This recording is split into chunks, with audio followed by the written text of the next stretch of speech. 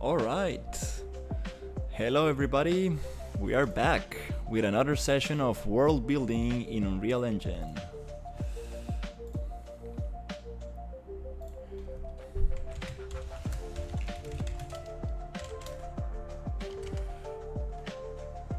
Awesome. So last time we got the island to look a little bit more like a dragon, which is super exciting, and I think it's a very cool thing for this. Now it has a very interesting silhouette, and right now the idea is to get the rest of this working properly. So let's see. I'm just going to go around the island a little bit.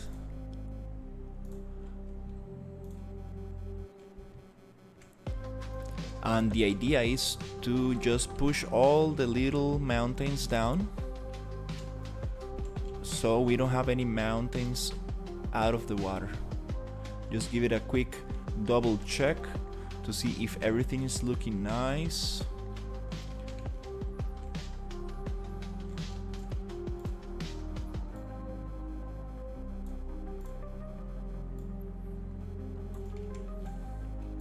In a 3D view.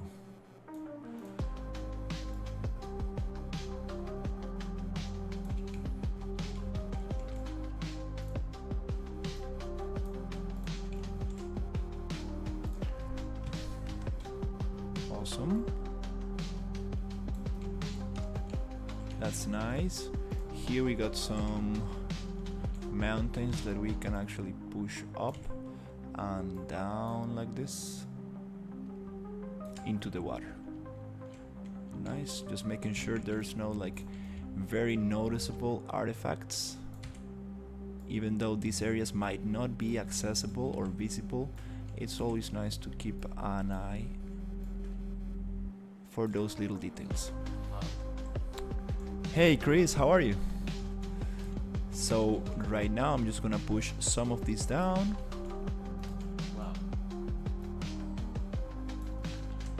Hope you liking the island. Let me show you. It's it has this shape of a dragon, some kind of snake dragon. So I'm going over the island and giving it more of a beautiful shape before. What is this? Are you creating a game? Hey, banana edit. That's a nice name. This is a 3D environment in Unreal Engine that I'm creating for an RPG game. So the idea is to use this for a video game. I'm working with a small team to create something interesting. Right here we're gonna have some issues with the landscape. So how can we get rid of this thing? Let's think about it. We can maybe get another. Let me just hide this floating dungeon for now. And That's nice. hey Eri, how are you? Okay, I will play. I appreciate it. Hopefully we will get some nice keys. There's a big delay in the chat, so I get to hear the messages a little bit later, just in case, if you guys just for you guys to know. Also, I'm streaming vertically and horizontally, so if you're interested in the menus and all the technical aspects, you can go into the horizontal stream in my YouTube. You will see two different streams. One says horizontal and the other vertical, and you will be able to look at all the menus and all the things I'm clicking on. Because if you are in the shorts feed, the vertical aspect ratio sorry guys. I'm not sure. I'm just a freelancer for this game. I'm not sure how much my director wants to sell this for, and basically I'm not going to get any cut from that because I'm being hired just to do the environment. But hopefully it's gonna be not too expensive. I hope it's not going to be too expensive, because we want the most amount of people to play it, right? And there's also a lot of competition, so this is not going to be like, hopefully I'm calculating,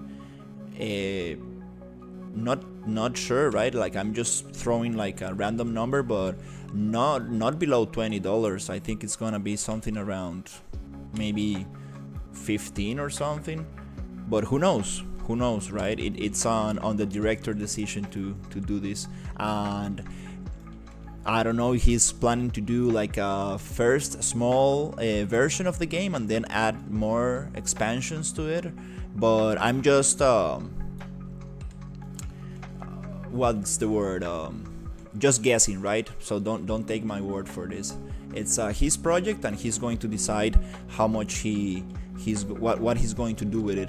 At the beginning, like as long as I knew, he's still not he's not interested in that aspect yet. He really wants to create something interesting first, and then see if it is actually worth it, right? Something that is good enough to be sold.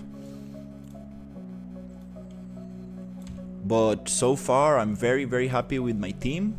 We got some amazing C++ programmer who is going to create some very interesting mechanics for this game.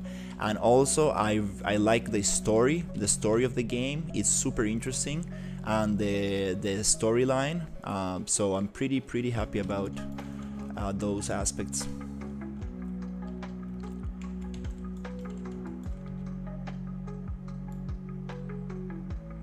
At least that's my thought process, right? Like in the future I want to make my own games as well, and I want to make like very small experiences. I want to make games that you can play with your friends, maybe on a weekend, like an 8-hour 10-hour game, so you can play it 2 days and you're done. Something like going to the movie theater, something like that. Not exactly, but something that you can finish in a weekend. So just do something very small, something very fun, something that people will enjoy, and if they really like it, we can make a sequel. We can make something interesting. We can continue the thing, because games they take a long time to make, and you don't want to spend like years working on a project and then realize that people are not actually interested in the game, or it has a lot of problems. So I'm all about like being very open and just streaming the process when it comes to the art and stuff, and also getting feedback. That's super important, like getting a demo out there so you can get players' feedback and see what works, what doesn't, what people want, what they don't want. Because at the end of the day, this is a game is something that needs to satisfy the player, right? Like it's not something that, it's more of a design kind of thing, right? It's not about art. It's not like, oh, this is my artistic expression. It can be very expressive for sure, but it's more about satisfying somebody's need and making it interesting, making it fun for people to play. I think that's the most important aspect of a video game.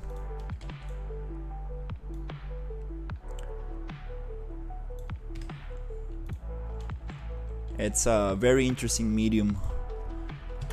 I think it's super cool.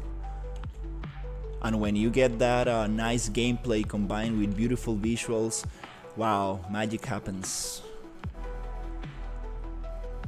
So I'm super happy to be working on a project like this.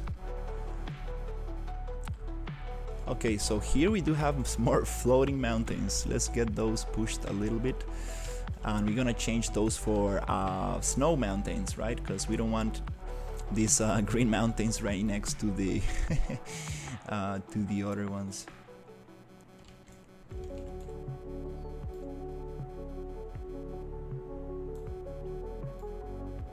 just getting a little bit of the silhouette worked up, and then we'll start spawning foliage and working a little bit on the biomes and the trees. And also we're gonna have another island, which is gonna be a very special island where a very special character will live in there. So I'm very excited about working on that as well. But now I just want to really clean up this as much as possible. Even though this might not be accessible to the player, I still want every angle to be as clean as possible, so we don't have any intersection. Okay, now we're gonna work a little bit on the landscape so we can close a little bit of this area right here. Just make sure your PCG graphs it's a dragon island, which it's similar to reptiles and dinosaurs.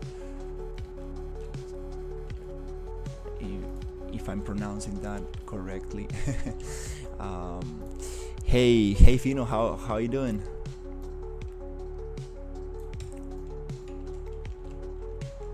So let's get this landscape just a little bit done in here. We're gonna get this thing and go to landscape and close those little gaps using the landscape manage tool. And hopefully after this we can start placing some assets and doing some fun stuff. We go to manage add, and here Doing fine. Smiley face. awesome. Fino, I was going to ask you, do you know any realistic pirate ships asset packs around there? I'm looking for a realistic pirate ship. I still need to see if we are going to use it for the other concept art project, but I worked on the lighting yesterday on the camera angles, and I got something very cool. Actually, I wanna do something very interesting with that project today after this stream.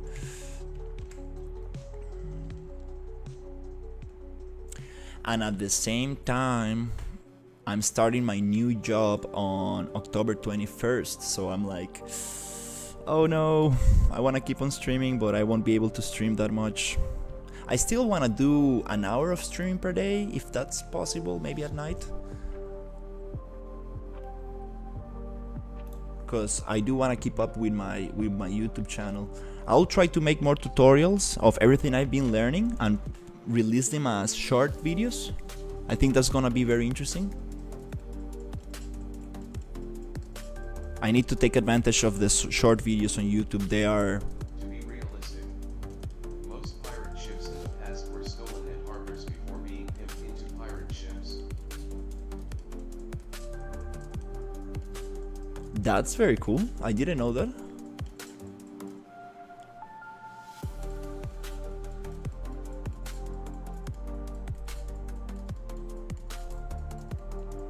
Pirates are so cool, right? Like, wow. I believe that back in the day, probably, people were very scared of pirates. Like, they were like some crazy guys just stealing everything and breaking everything. Hello. Hey, Ragnarok.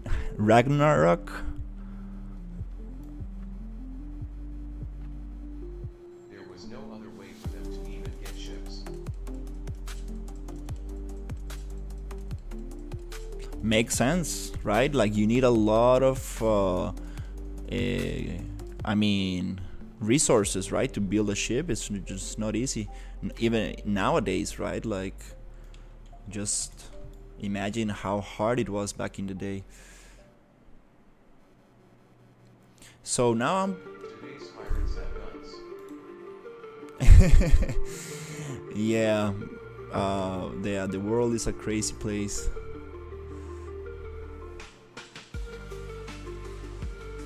So I'm just gonna push this environment a little bit here, just this little landscape to make a nice kind of connection to the sea, and then we can start spawning some beautiful assets on this island.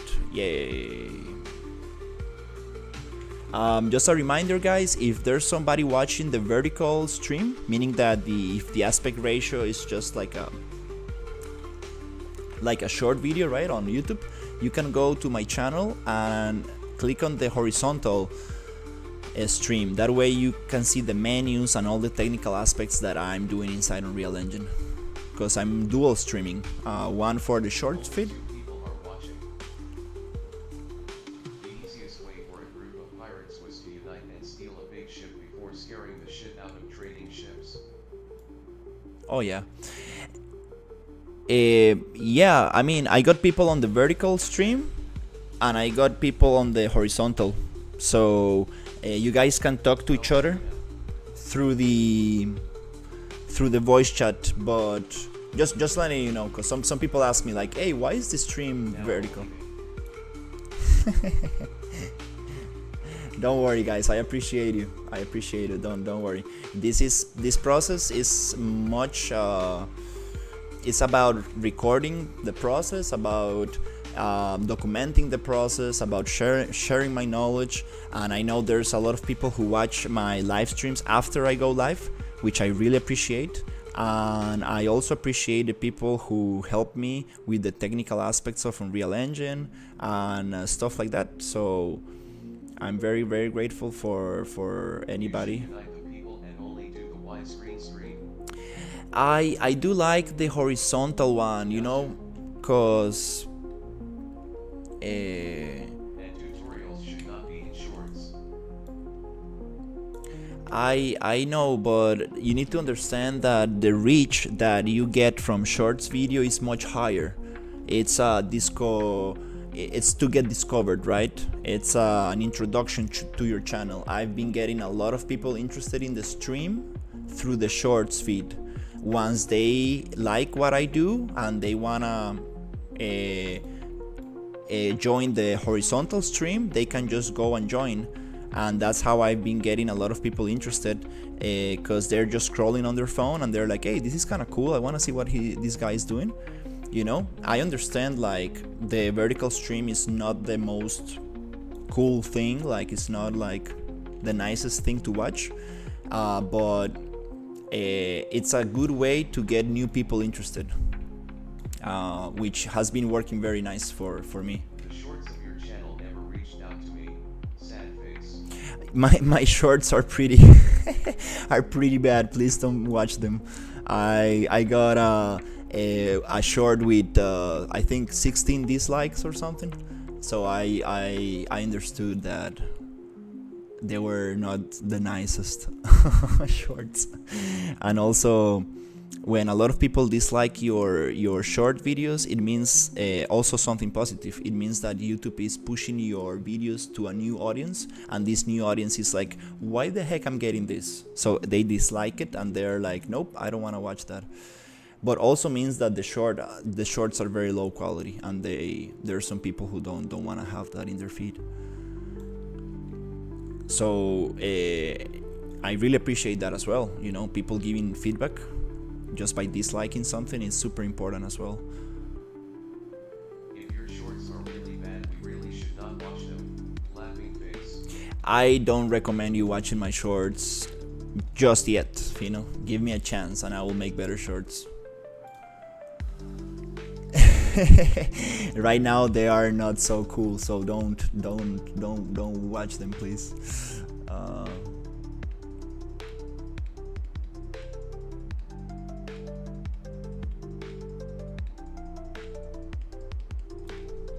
You need to think about shorts as an introduction to your channel. You need to think about them as a way to introduce new people to what you are doing on YouTube. So it's very important. I did not say watch. I said watch. Surprised face. You got me there, you got me.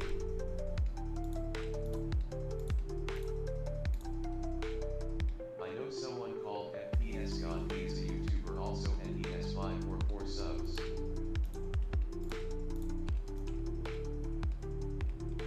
yeah, everybody starts small. That's how it goes. Some shorts and some sorts of pants. Now we're gonna get pants. On October 15, shorts are going to be longer.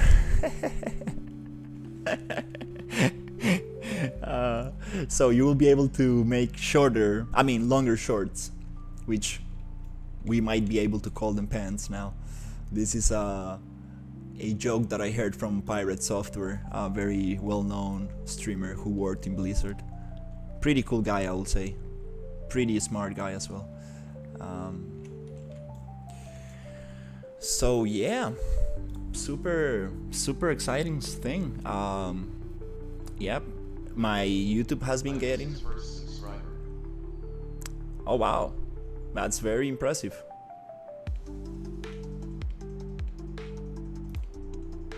That's very impressive. Should probably get a, BRB. On October 15th, I have an appointment with my doctor to check my arm. What happened to your arm, Fino?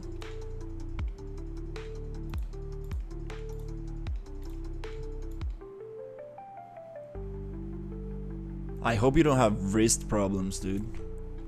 Cause that's not good.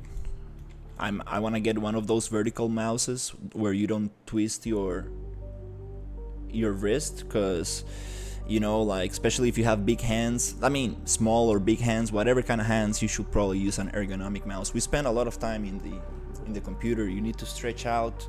You need to have timers, and if you have the possibility to. Feels like it is not my arm.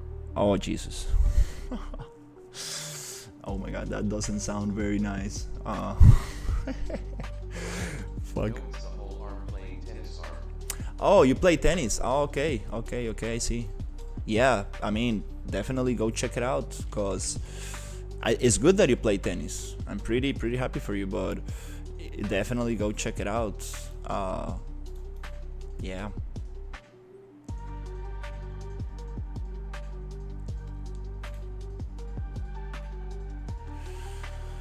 Oof.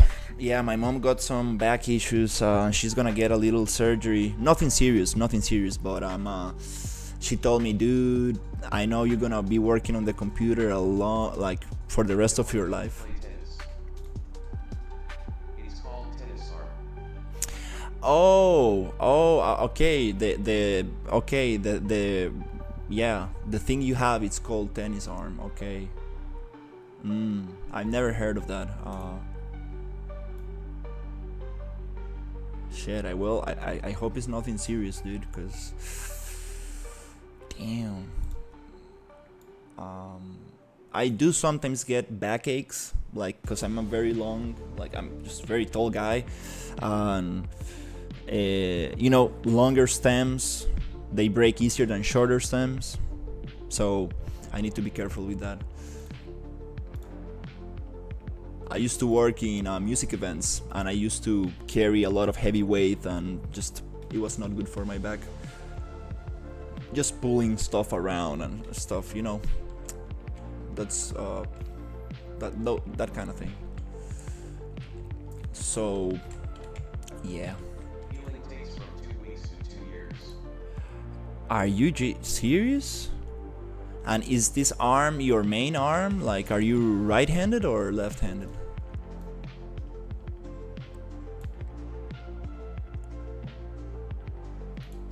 Damn.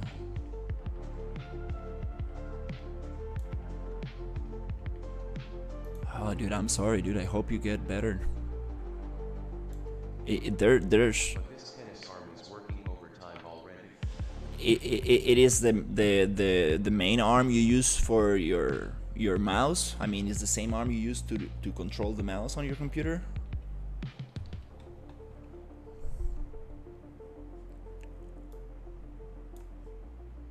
It's my main arm.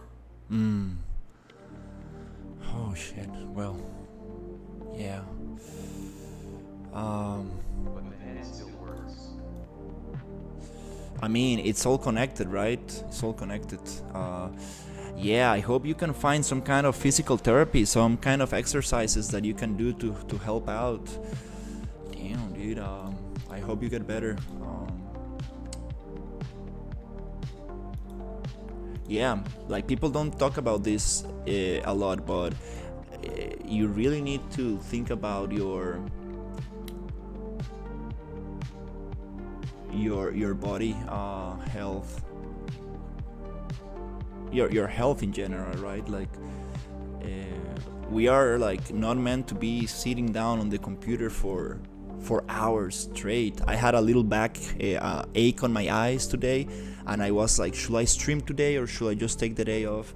I was really thinking about it, and I was like, oh Jesus, I don't know.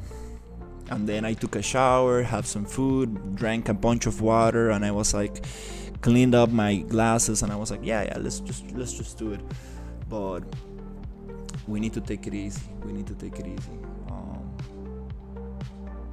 Yeah.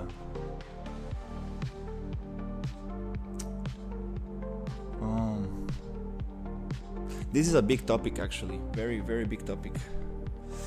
This is a... So it's not healthy to sit for too long. Oh no. Water can collect in your feet. Oh yeah.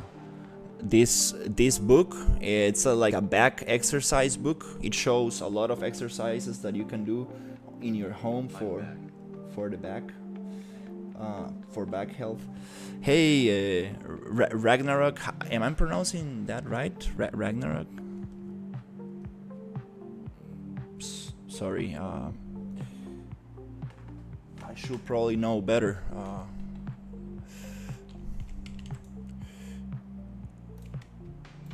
Since it's such a well-known character. But yeah, I wish you the best, Fino. Hopefully you get that fixed.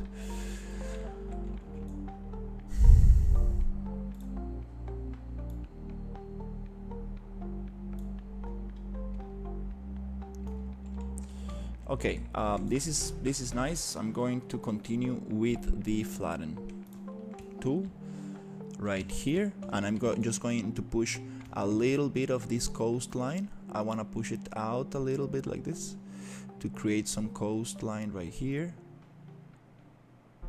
I just do my projects by ignoring the arm. But does it hurt a lot, or what's...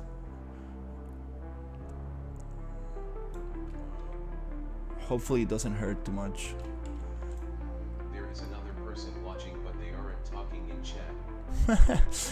don't worry, Ragnarok. Not everybody not everybody needs to talk. I appreciate everybody watching, and that's good.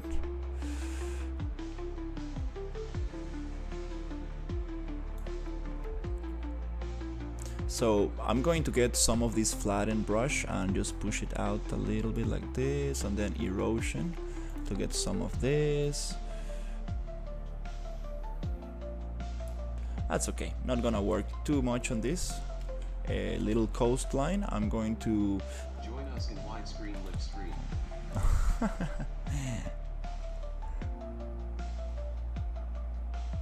And here I'm going to just smooth out a little bit to get that like nicer, smoother kind of coastline effect, which is gonna be just smooth out here a little.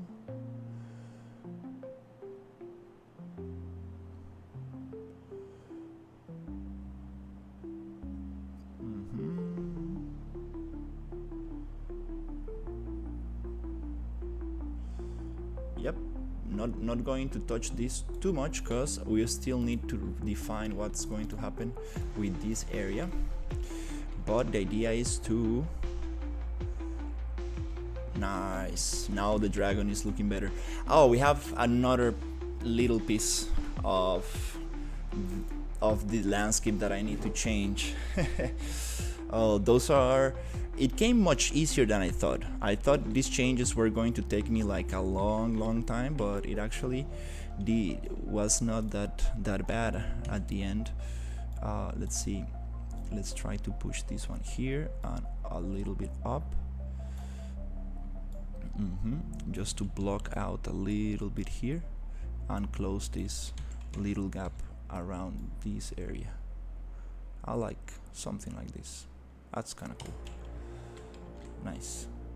We can also just get some mountains here to get rid of this kind of landscape there. That's okay. Now we have an issue.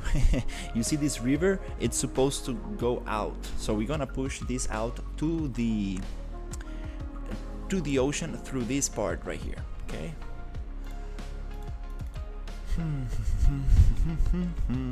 So I'm going to select the landscape, going to landscape mode. Yeah, I need to actually go run and swim a little bit more often. Take advantage of this apartment before I go back to the city. Yeah, I think tomorrow I'm gonna go for a nice swim.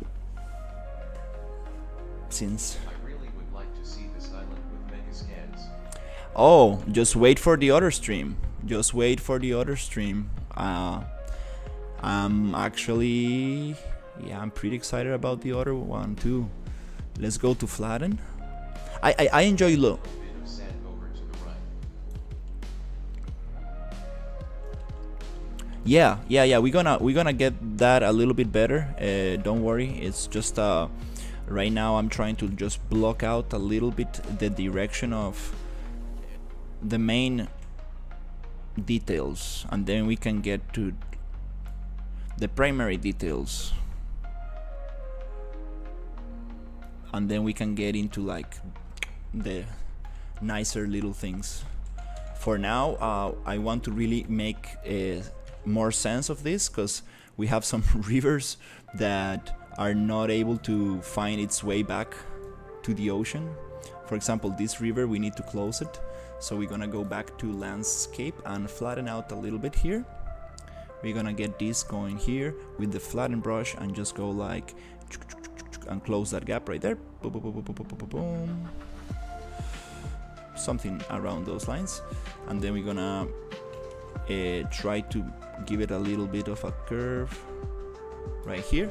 Okay, and now I want to use the sculpting brush, make it big, like 10,000, and push it in a little bit there, and also push these little things into the ocean a little bit like that. And then we can use the erosion tool a little bit. Oof, that was too much. This landscape is a little bit big.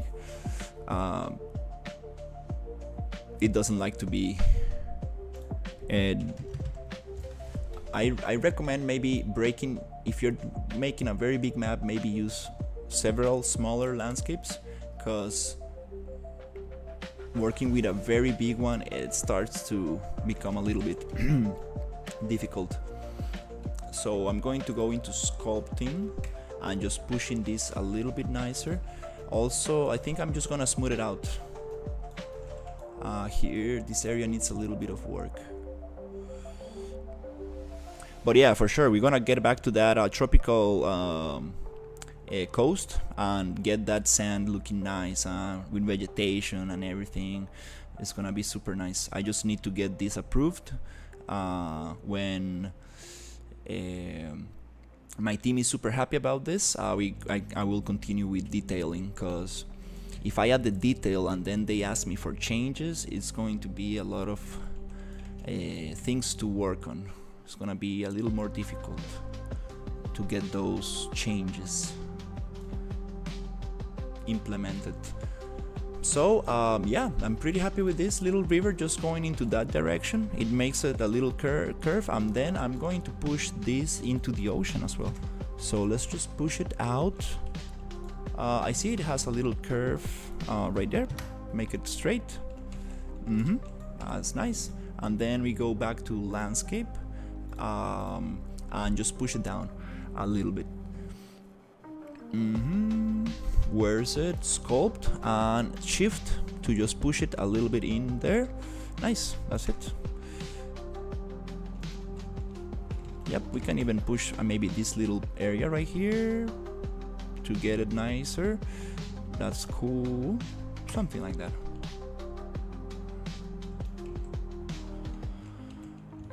And right here, I think I can get away with. Oh, I understand why I didn't did that before. Okay, now we need to hide that little piece of water there. I see. No problem. We're gonna just save, and we're gonna get some rocks. Let's see. Let's find an interesting rock. So let's go Control Browse to find the family of rocks, and I'm going to choose something cool like maybe this one right here. And let's see the size. Okay, let's go 0.3. Let's make it small and try to just find a sweet spot where we can like just cover that up. Maybe we can make it more vertical, not too much, because then starts looking kind of weird. That's a good thing about stylized assets. You can really scale them around and push them around, and it doesn't really matter that much because the textures we are using are very just a kind of simple textures, which is kind of nice. But at the same time, maybe this is not the shape I'm looking for. I think I'm going to try to get rocks like this, a little bit bigger like that, and just try to hide this little thing a little better, with a nice kind of rock formation, something along those lines. And then we can just push these ones a little bit closer. Oh, I see where the cut is. All of this is just temporary because we're gonna get some different water, and this might also change in the future, but I like to just give it a quick pass like that. And let's see, because if you see the map from far away, you will realize that this is where the water originates in the level. Hey Flybird, how are you? So the water comes from up there, goes down here, and it's like where the water originates in the level. And here we're gonna have a magical forest. It's gonna be very interesting. Unfortunately, we got the map cut because the shape of the dragon. But here is where the thing was going to be, somewhere around this. We can hide that. We still have a lot of areas here to hide like a magical forest around this area. And we are going to have a temple in the jungle, which can also be placed on this other part, and we can extend it to these areas. We still have a lot, but now the Magical forest, let's go. Yay! Yeah, we got some super cool assets for that that I'm very excited about. But now I want to change this little tiny spline here. So I'm gonna just get the points and try to get the river a little bit nicer, so it goes a little bit out into the ocean. Yep.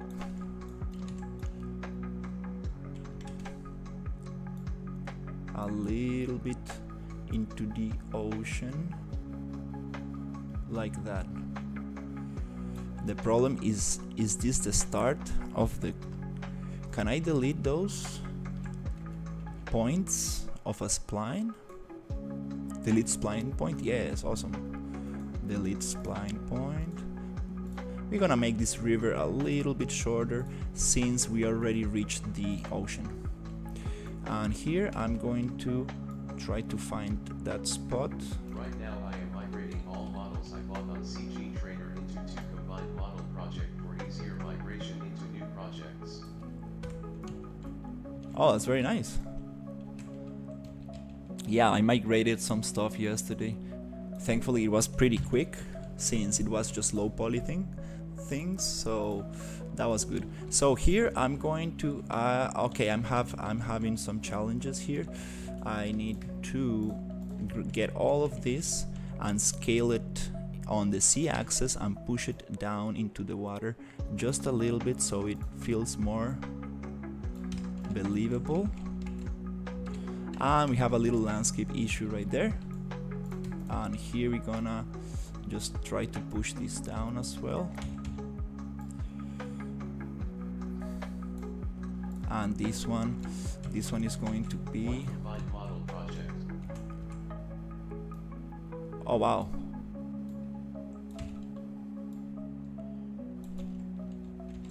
that's interesting. Yeah, and here I need to maybe just also just scale up this mountain and push it down, and this one I can get rid of. Oh, maybe not. Let the rocks touch the ocean floor if you intend to add a swimming system. That's a good question. Yeah, that's a good advice and a good question I need to ask my team. Are we going to be able to swim around these areas? Because if it does, it means we need to create underwater environments all around the thing, which is it is going to really make things a little bit more complicated. So we will see what is going to happen there.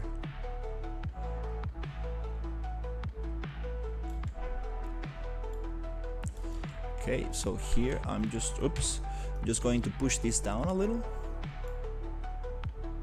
Yep.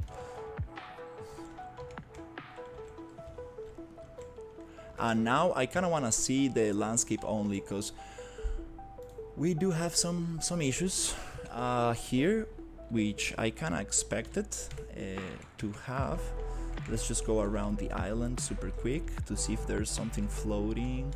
I think it's up. I found something floating. Let's push it down just enough. Just make sure they don't dive under the rocks. Yeah, a nice solution could be just mirror them and go from there, or just yeah, modify them a little bit so they have a bottom part. That's probably a nicest solution.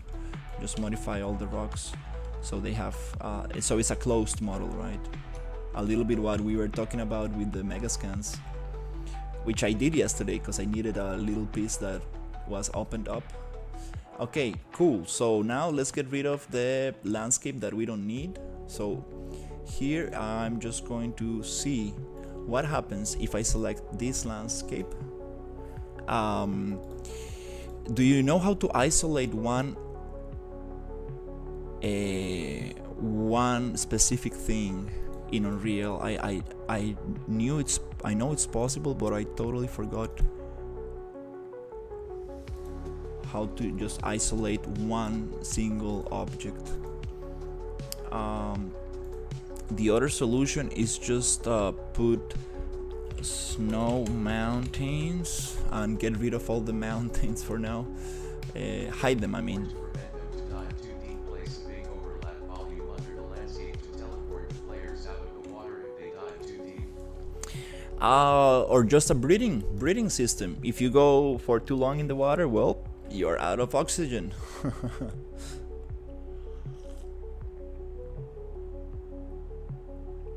That's another solution, right? Yeah, let's get rid of these little pieces of landscape here, which are not really going to be used for now. This will also prevent them to fall through the ground. That's important. I do have a sea floor, which we can add collisions to, so that's a good solution. But nonetheless, I don't think most of these areas are going to be playable. We're gonna have some underwater areas for sure, but I don't think we will be able to just swim wherever we want.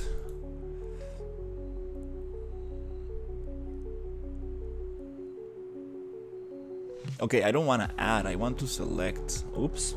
So let's just select all of these and this right here, and then we just delete and click. Yep, just get rid of those. I mean, like, really fall through the map in an endless fall. Yeah, if we have collisions, they should not fall anywhere, right? Select. If the sea bottom has a collision, they are not going to be able to fall. There you go. I got rid of that. Now the landscape is a little bit smaller. That's always very good to have a smaller landscape. It's great for performance. And then we can just get all the mountains with Control H. Boom, we can appear them again. Then let's check the silhouette of the dragon. Looks very nice. Let's press T for translucency and get rid of the dragon island shape, which is just a transparency, a plane with transparency for me to get the shape right. If they fall through the island floor, they will be stuck in your water trap. If they fall through the island floor, you are totally right. You are totally right. We, in this kind of games, I totally want to give.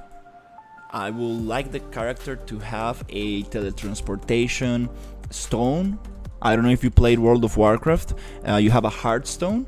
So if you do get stuck in a very uncomfortable like collision place between rocks or trees or whatever, and there's no way to get out, you can just teleport yourself back to your home base.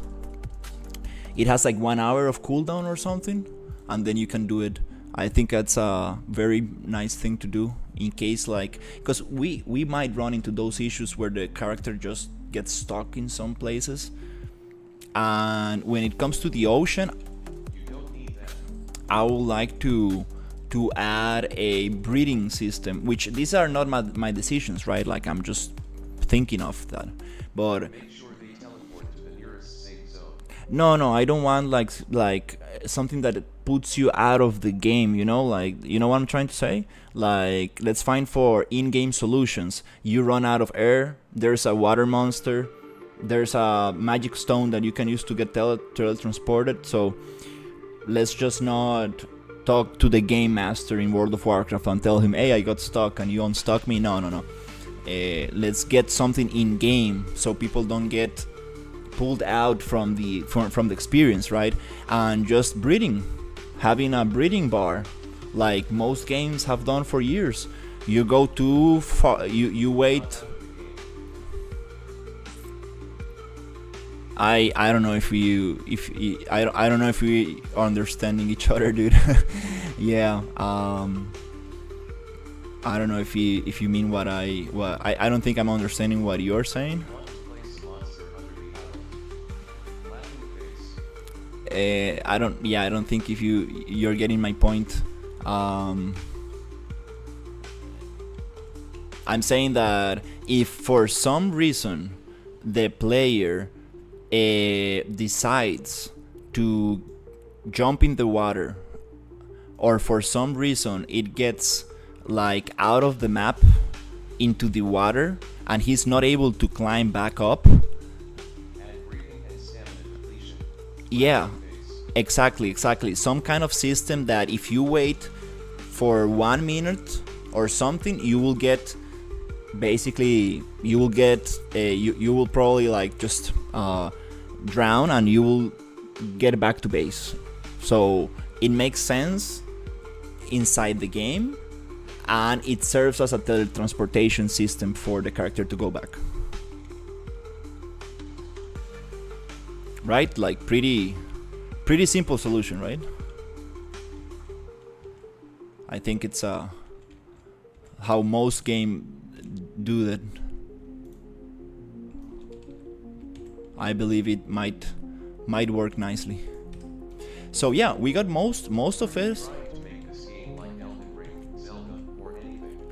I'm not exactly sure what to compare it with, and I'm not exactly sure how much can I talk about it. But if the player falls through both floors, island and ocean floor, make sure the character that's I don't think that's going to happen, because it's gonna have a collision. Like, I understand planes collisions you can go through them sometimes, but I don't believe that's going to be possible. So yeah, we can have something like you say, like if it goes through out of that bounding box, it will just teletransport. But yeah, that topic, it's I think let's just leave it for the programmer. It's not my part of the job. Happens very fast. Laughing face. So yeah, Chocomilk. What I was going to say is that I don't know how much can I talk about this, but it's going to be like co-op RPG. So you're gonna have a story. There's gonna be a main storyline, and there's going to be side quest, and you will be able to play this in co-op with other players. It's gonna be like, I don't know, 5 players max, something like that. So maybe it's going to be a little bit like a Zelda game co-op kind of experience. Not exactly sure where is this going to go, but all I know is that we have a very, very, very good programmer, a C++ programmer that is going to create something very interesting, and I'm very, very, very happy to have him in the team. And let's see what happens.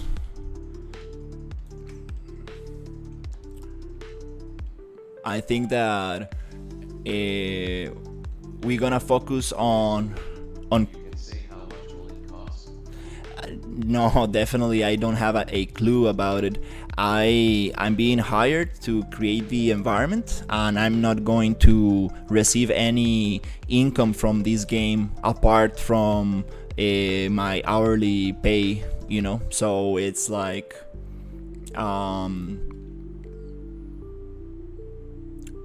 I hope it's not going to be too expensive. Like, I don't believe it's going to be,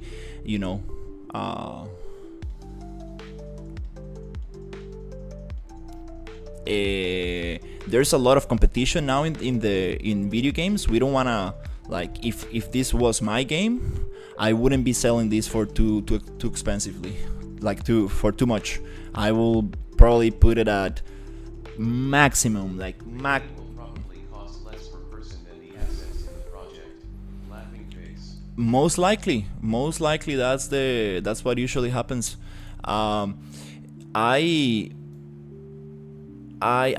estimate, like, if this was my game, like from the consumer perspective, like getting all the costs away and getting all the assets and all the work and everything away, if I'm a customer and I want to play this game and I want to buy it with my own money, I wouldn't put it like beyond $20. I wouldn't charge more than $20, because if you charge a little bit but a lot of people buy it, then you can make your money back. But if you put it at $50, it's just impossible to compete with other games that cost $50, right? Like, so you need to think about that in perspective. My dad is a businessman, and he always tells me this. It's about you want your product to be as higher quality as possible, but you want to be able to reach as much people as possible. So price is super important. You cannot make something too expensive. And also, as an artist, he always told me, don't charge too much, because there's always going to be somebody faster and better than you who will be willing to charge less for what you do. So try not to charge too much for your work. That's the perfect definition of a That's my dad's advice, and that's why he's making his. That's how he made it. He made it. Let's say he has a very comfortable life. He works very hard. I mean, I'm not gonna lie. He's a workaholic. Most likely, that's how people describe my dad sometimes. But he's also very generous. Like, he's doing that for the family, and he's always he provided everything that everything I needed. Like, he gave me the best education possible, and he always wanted me to learn English, and he always paid for extra classes for me to learn English and everything. So I'm super grateful with my dad, and I'm really trying to use that knowledge to make my own business one day. I do want to have my own storefront. I do want to make my own games. I do want to hire other artists and programmers and pay them like a very decent salary. So it's all part of the thing. Ubisoft, we have the biggest open world. Players, we only see water. Oh man, Ubisoft is going through some issues. Yeah, I mean, well, yeah. That's why you don't want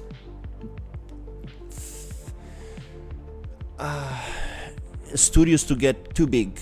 That's when corporations take over, and it's no longer about passion. It's no longer about making something beautiful and artistic. It's no longer about seeking what the players want. It's just about milking people and trying to just make everything as profitable as possible. And that's when people just backlash. There's backlash about it. There's people feel it. People know it.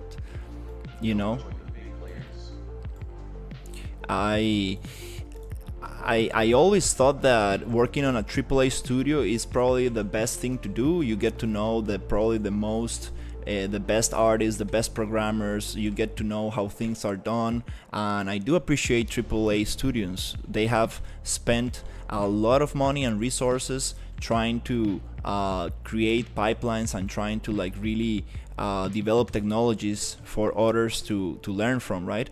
But at the same time, I believe that nowadays the way to go is indie games. I really believe that as an artist, at least for me, I think that you have It's only backlash because they called it a quadruple A title. quadruple. That's funny.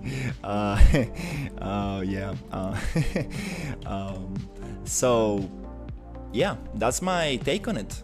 Basically, I believe that as an artist, you have a much better way of expressing yourself, a much better chance of actually being part of the team in a smaller team.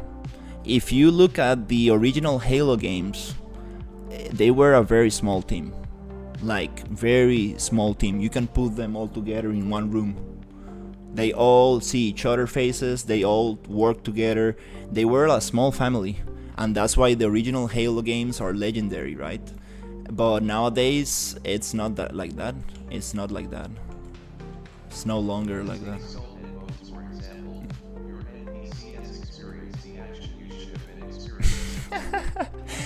Oh man, I don't wanna comment on that. I'm just it is what it is. Like, it is what it is. Yeah, that's the definition of money does not solve everything, right? You can throw so much money at something and it's not gonna just make it work. You need actual passion. You need actual people who are I don't know. It's a difficult topic because I know that the people who worked on Skull and Bones are very, very professional and very experienced people, but unfortunately, Nothing more. there's people behind them that tell them what to do and how they should work and what they should do and when to release things, and that's why when things just simply don't work.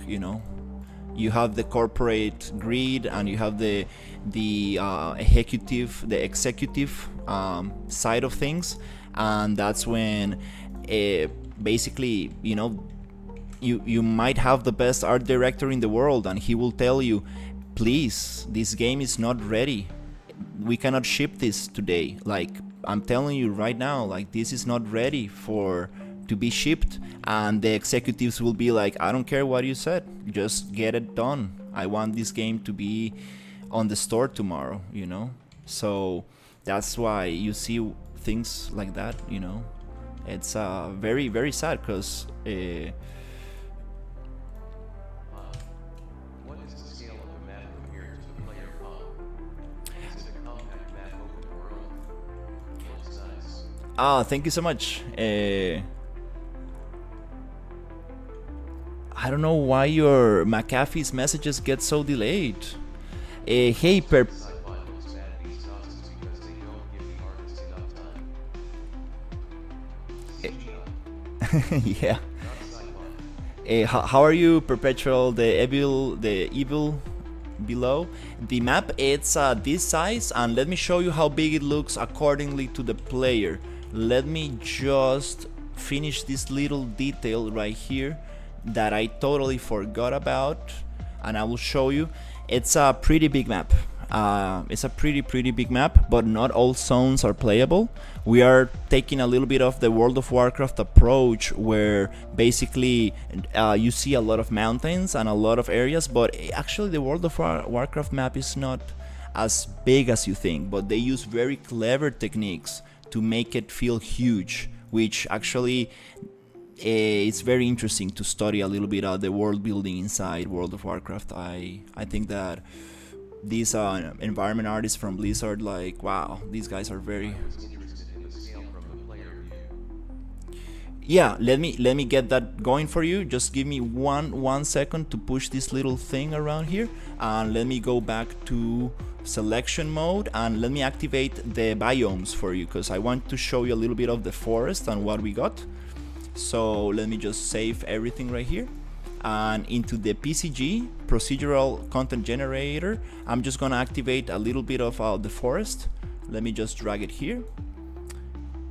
Also a quick reminder, if you guys looking at the vertical stream on the shorts feed, you can always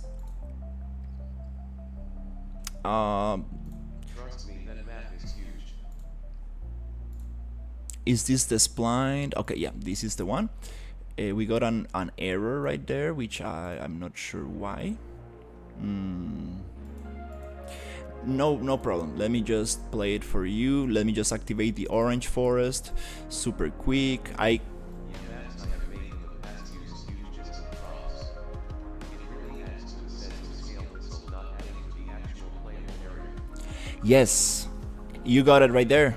I was going to say exactly the same. World of Warcraft uses very big props to fill in spaces, and also to give this big sense of scale. A very clever thing to do, and actually I kind of want to go and do like a deep study on the World of Warcraft areas, their progression, how things evolved from 2004 2024, 20 years of World of Warcraft. I really want to do that little video. I think as an environment artist, it's a must to really study a little bit of what Blizzard has done with that game, because it's super impressive. It's super impressive. All the biomes that you can think of are actually somehow done, you see? So we got a little jungle area here, and food IK. I don't believe they use food IK.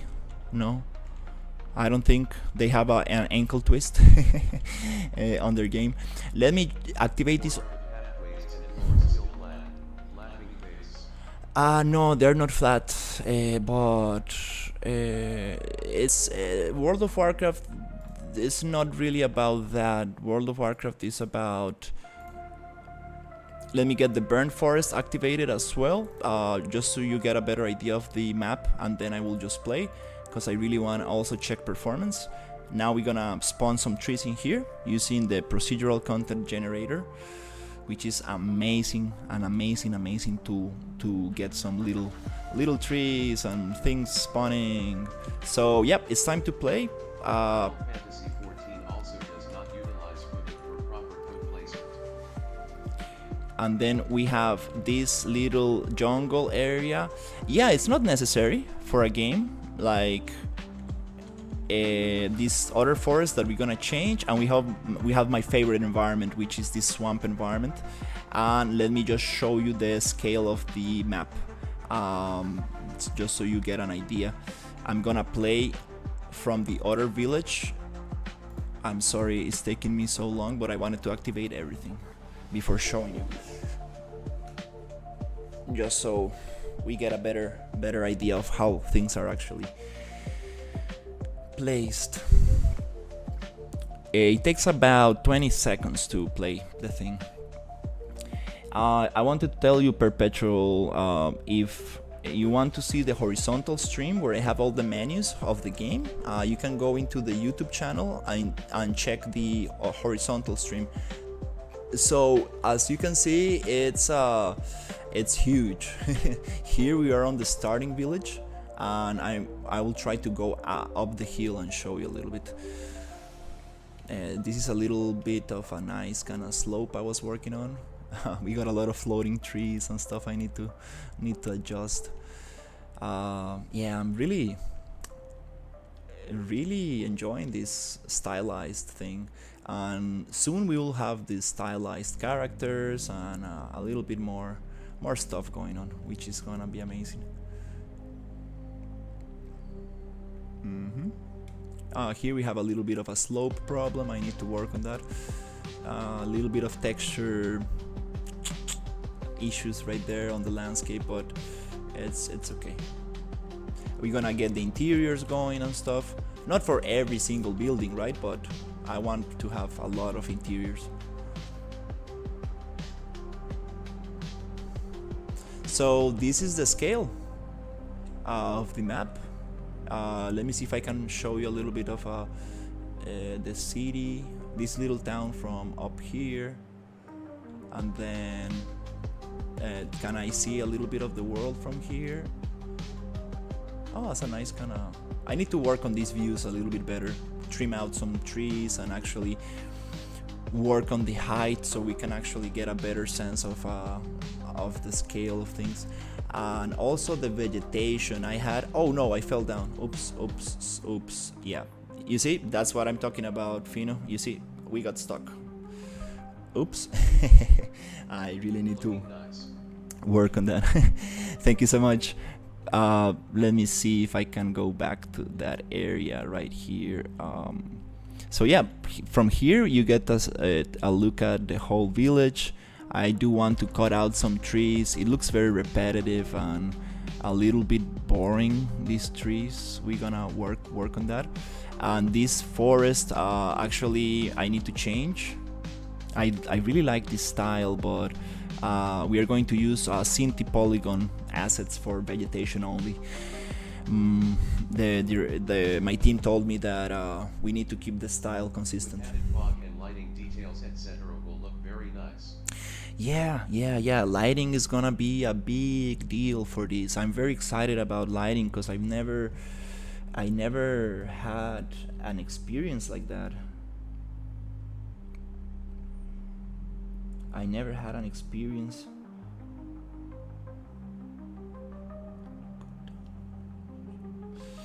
I got some Blizzard news. Funny stuff. Okay. Are you using world partition? I think we are using world partition in this. We do want to use a level of detail. LODs, yes, we do want to use that. These trees look beautiful, but you see performance is terrible. It's actually very, very bad. I love the height and how the light looks and stuff. That's a good question. I'm not sure if I'm using world partition on this map. it's kind of fun because I'm supposed to know that I'm the environment artist who created this thing. We do have world data layers and world partition minimap here. So I do believe we are using world partition, but I'm still trying to figure out how to use it properly, because it's kind of, where are the options? Is it world partition, data layers, world partition editor? Oh yeah, we do have world partition here. Just open the World Partition Manager. It will tell you. We do have world partition, and we do have world partition on the outliner, and it does use world partition, but not in the right way, right? Not in the right way. It's not like it just it's not like we are able to load only what I need from the environment. It's not exactly how it should be set up. That's the thing. So yeah, let's just go back a little bit to the actually world building. So I'm going to just help my computer a little bit and start despawning these PCG graphs, so we get rid of the vegetation for now.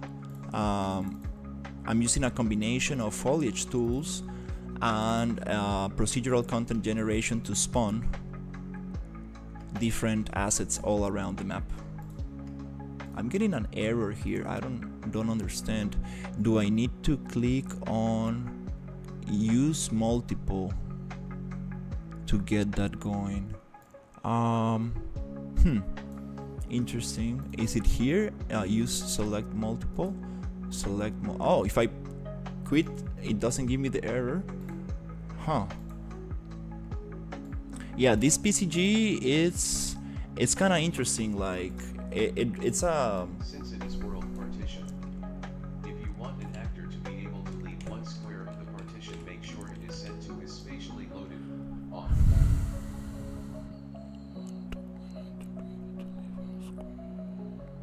Oh, that's what you told me. Of course. Ah, I see. I see what you were trying to say last time. I appreciate that. If you don't set the setting, it will despawn. I see. I appreciate it. You told me that on the last stream that I was getting things unloaded. Yeah, I appreciate that, Fino. I will definitely look into that. Right now, to be very sincere, I don't want to play with world partition settings because it brings me to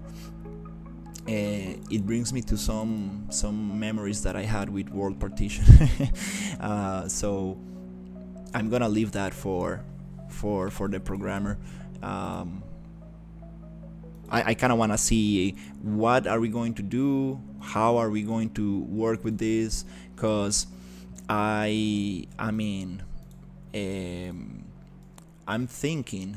really thinking about just using different levels. Expect weird stuff to happen on a horse when the setting is on.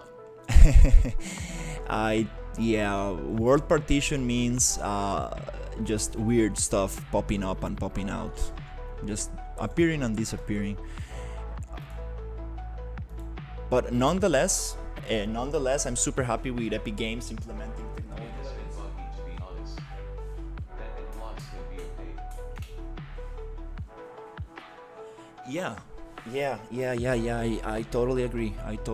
I had an experience with with two other programmers, and they were actually very annoyed with the world partition in Unreal 5.1. We had a very tough experience with it, even though we had two programmers who really tried their best to make it work.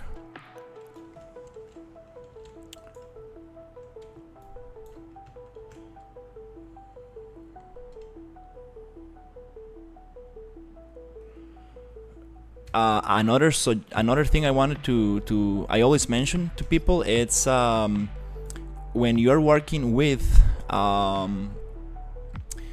PCG and you want to get to work on your landscape, make sure to deactivate the PCG get landscape data and sample points on sample landscape, because just sculpting your landscape and pushing those around is gonna just lag your computer like a lot.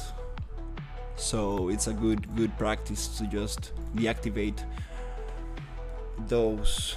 Okay, so we got the landscape nicer. I'm pretty happy. We don't have any like big issues right now. I think everything's like pretty decent. There's no floating mountains or weird intersections between them, as long as I can see.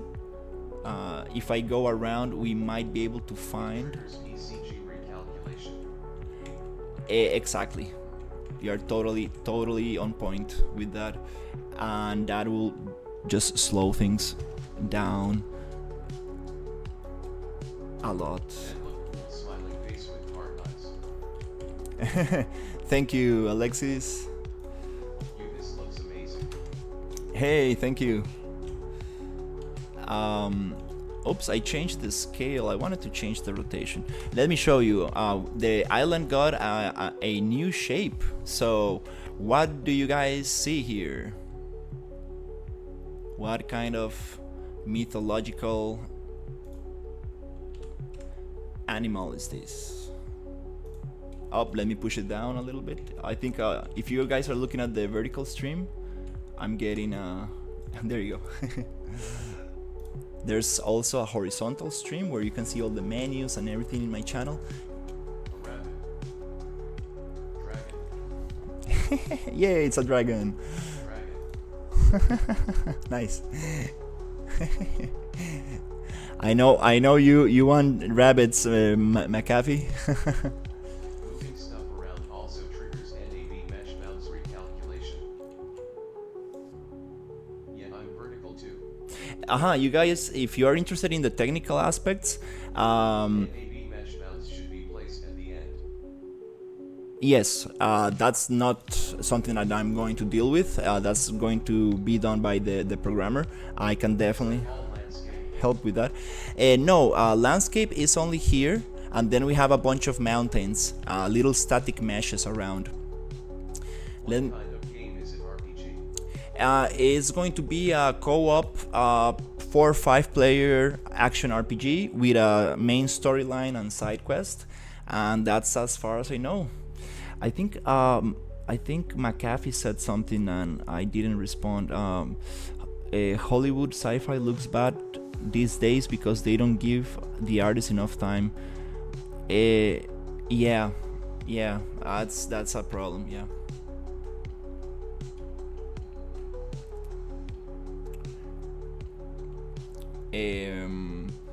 So let's spawn some things.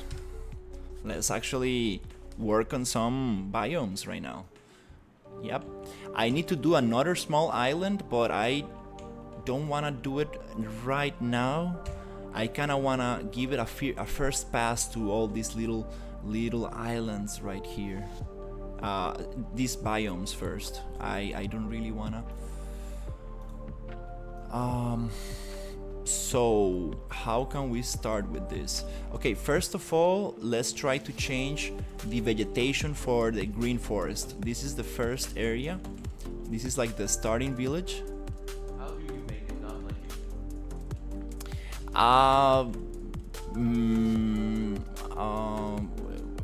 Asterisk. Yeah, What do you mean by spawn some things? Spawn means like just appearing things. This is not laggy because my computer is a little bit strong, and also because we are trying to use foliage tools and PCG, which creates instances of the same object. We are also trying to keep performance going, and I'm very impressed that I'm able to run this, because I did run into a lot of performance issues. So don't believe that this just been like smooth sailing. I had a lot of performance issues, especially with the water shaders and stuff like that.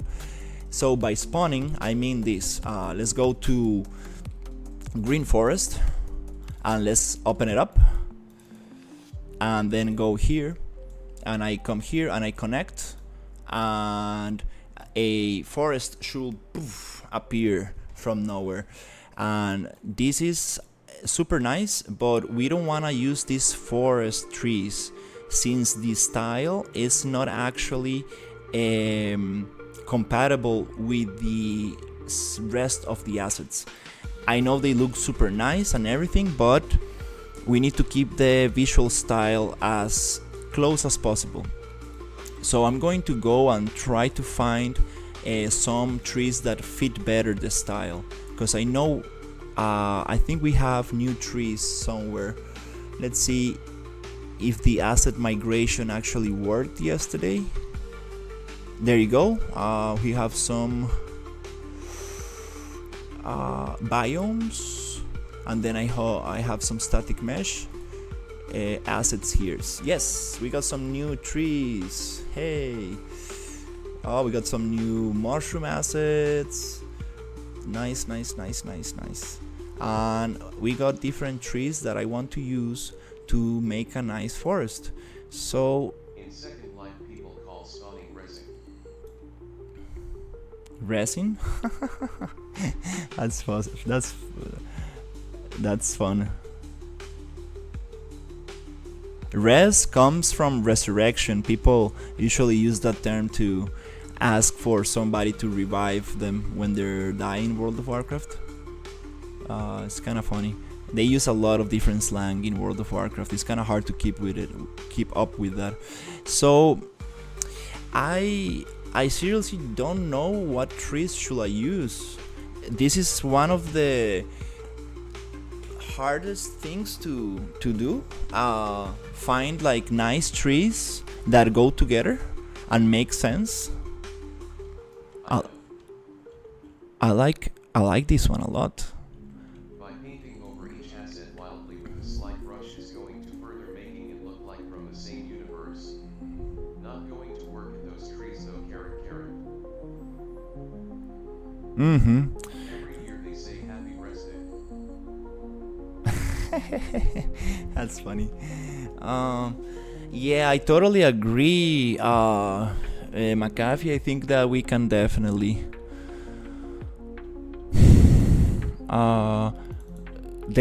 work on these trees and make them work better, but it's gonna take a lot of effort to actually achieve something closer to what I need.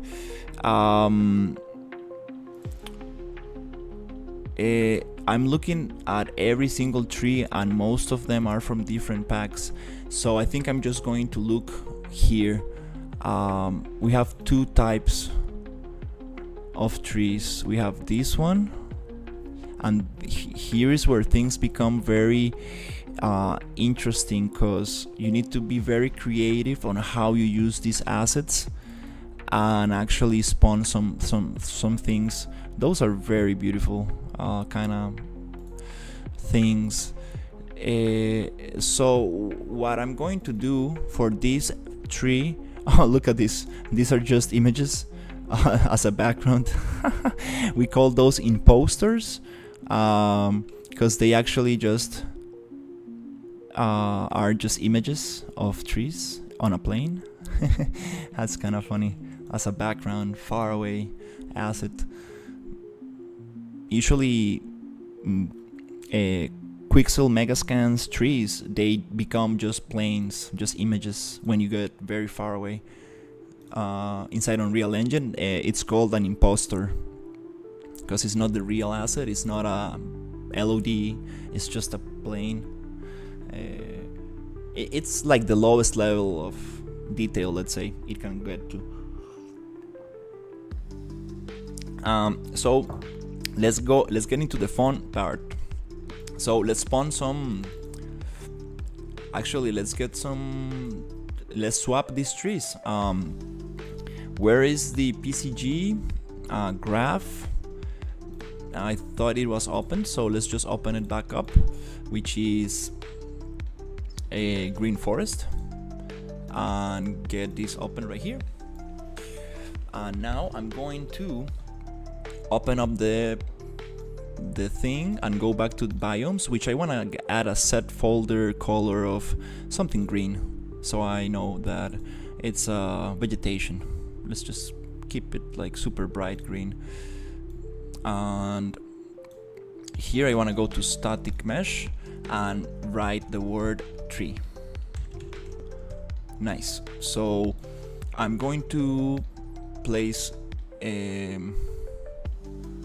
this thing on this side and this thing right here. Okay, and I'm going to go to my PCG graph, and I'm going to find we get the landscape data, we go to surface sampler, and then from that we spawn rocks, bushes, trees, and big rocks.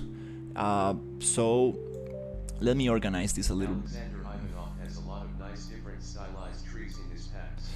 Yeah, stylized is a big word. You have infinite amounts of styles inside the stylized thing, and that's where you want to be careful. If you mix a lot of styles together, they don't match. And my team, they really want to go Cinti Polygon.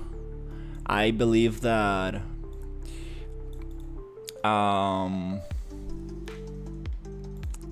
that's the route. We are using mostly Cinti Polygon assets, and I believe that everything needs to really fit their style. If you're gonna add anything from original or something from the outside, it needs to really fit, really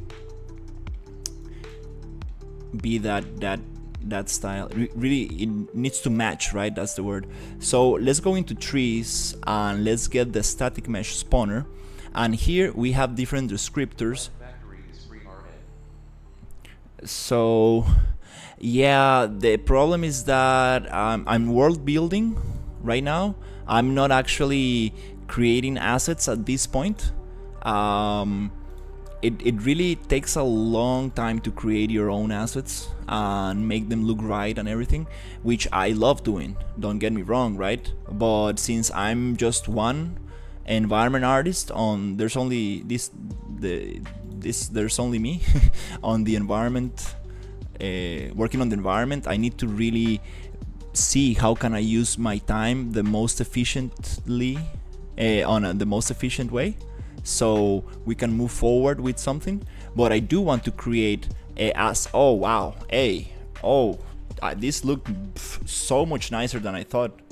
Now this forest got consumed by these trees.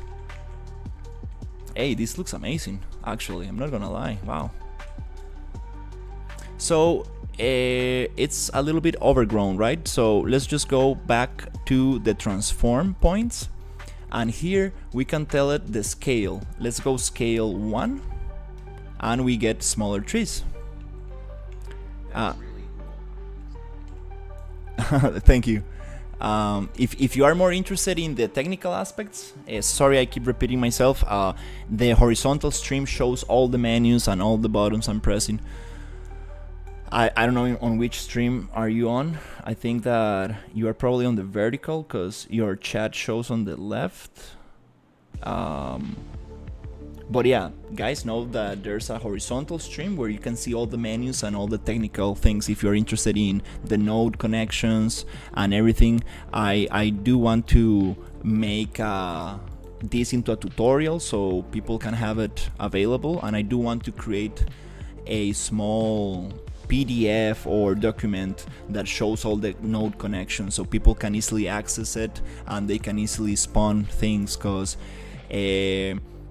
it's a super beautiful tool. It's just a little bit it takes some time to get it working, and I want to create libraries of kind of PCG graphs so people can really use them easier and even implement their own changes and make something interesting out of them, because PCG can be used to do very complex things, and I'm using it in a very simplistic kind of way. But I know that if we create this like PCG club, I think that people will come up with very interesting things, because I've seen some super cool stuff that people do with PCG. Let's change a little bit the trees. Let's control them by separate. Okay, so what I'm going to do, PCG is so untapped. it is super ultra powerful. Like, I'm not gonna lie, when PCG came out, I remember a very smart guy, a Ukrainian programmer that I used to work with, a C++ programmer, probably one of the smartest guys I ever known. The first day PCG came out, he told me, dude, if you're serious about becoming an environment artist, you need to learn PCG, and you need to learn it deeply, because this is just gonna like help you create crazy things. And now I realize that he was absolutely right. So let's try to modify each specific asset by separate. Okay, so we're gonna go to static mesh spawner, and we're gonna just basically get rid of all the descriptors. Let's see, we have index 0, 1, 2, 3, and 4. So we have 5 layers, 1, 2, 3, 4, and we need the number 5th, which is gonna be index 0. Just be careful not to copy and paste this on top of each other, because the comment box, it kinda drags the other ones. Nice. So what we're gonna do here is name this properly. Let's just name it tree 0, tree 1, since it's referring to index 0, index 1, index 2, tree 2, and this is gonna be tree number 3, and this is going to be tree number 4. This is just going to allow me to manipulate these assets in a more separate manner. So once we have that, we go to the static mesh spawner, and here we get rid of all the descriptors but the first one. So I'm just gonna reset here, reset there, there, and there, and it will only spawn one mesh for us, which is this one. And you see how it works?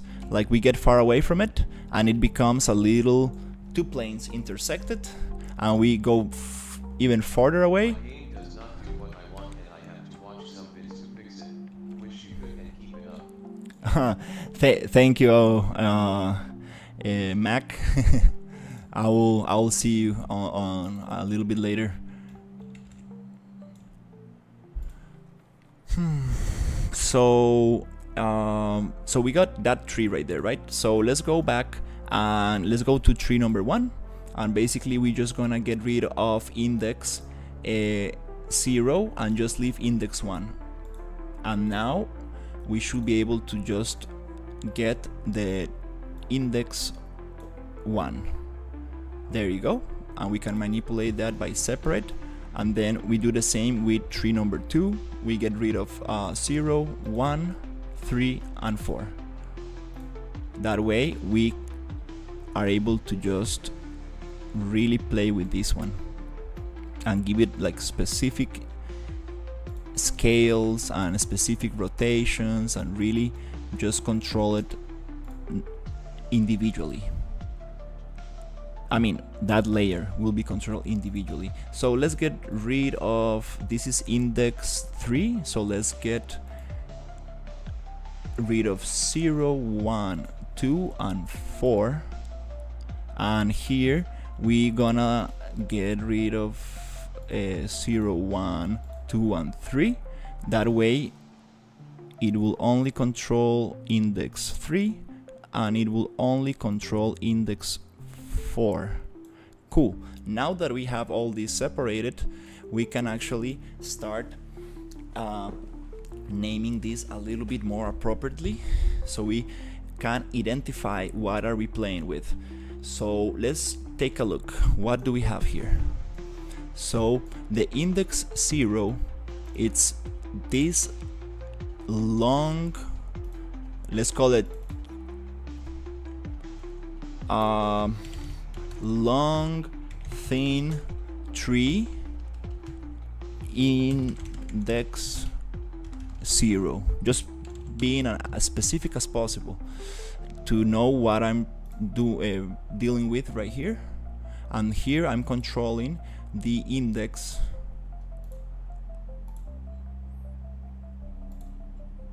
number 1, which is inside the descriptor. You go mesh entries, index descriptor, and this is the tall tree. Let's call it a tall tree index 1. This is very helpful when you get a lot of layers and then you don't know what's going on. For tree 2, we are dealing with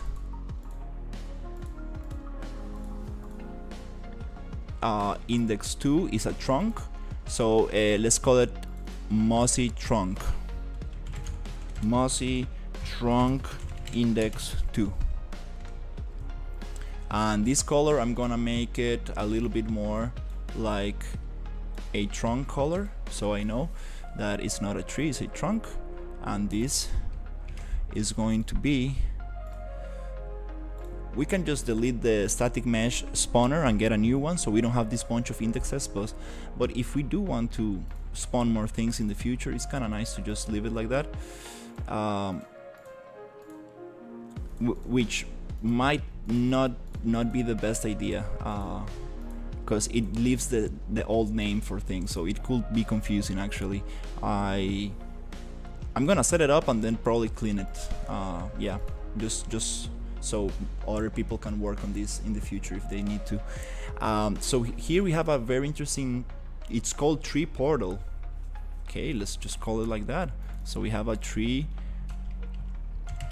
trunk portal, let's call it index number 3, and also just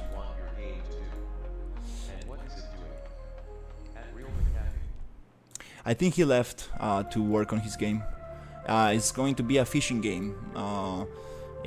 Mac is working on a fishing game, realistic fishing game, and he's building his own mega scans. I mean, photo scans, and it's super cool. I really hope he's doing super nice, cause I like fishing games, specifically realistic fishing games. So here we have tree trunk number 1.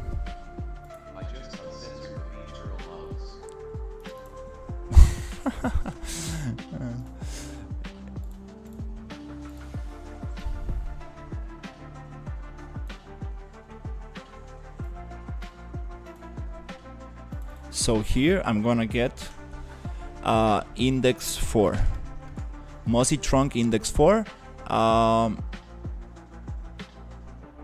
Let's call it a little bit more closer to what we had. Tree trunk 1. Let's just leave it like that. Okay, yeah.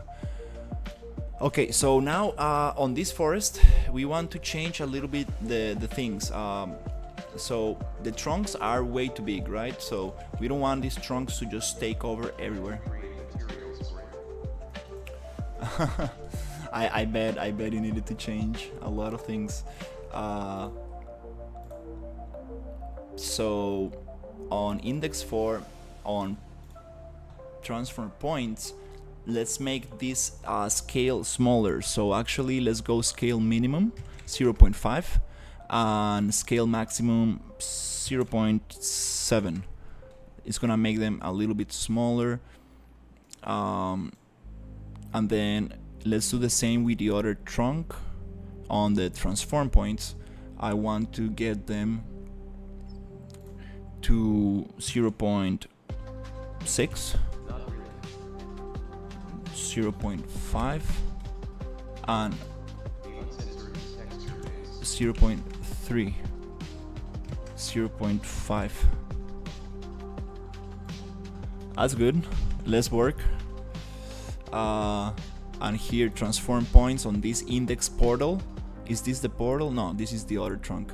Let's make them smaller as well. See, 0.7 and 0.5 as minimum. So it will go from 0.5 to 0.7, and then we are going to have this kind of tree. It's just a bunch of tree trunks, and they don't really look that nice. So we need to populate a little bit more with the other trees. So let's go to the other tree. Let me save and save. This is gonna be great for performance. This is very optimized. That's a good thing about low poly. Stylized assets are super cool, but not always optimized. Let's go here, transform points, and try to get a little bit more density. So in the attribute noise, if you go 2, if you go 0, it disappears. 1, 0.1, we get a bunch of them. Okay, 0.5.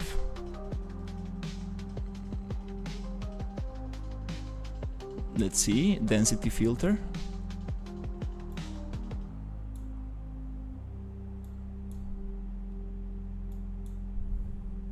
Okay, we got too much.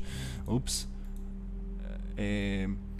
I need to actually change a little bit some things, because I think we are not gonna use a volume for this. We're gonna use curves, so we can spawn them a little bit nicer where we want. So I'm not gonna change this too much. Now that I know that we're gonna have, let's see, can we get more of those trees and make them bigger? Let's go transform scale 5.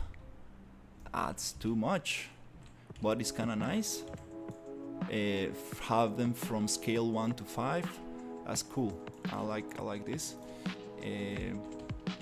Let's see how it feels. That's what. That's nice. Always good.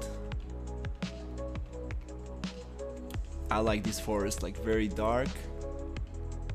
There's a lot of trunks. I think I'm gonna get rid of some of these trunks. Yeah, maybe the mossy one is kinda cool, but the roots are underground. We can push them up a little.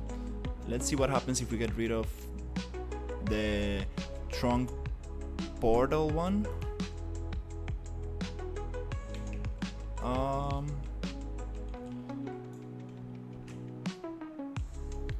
Let's get rid of.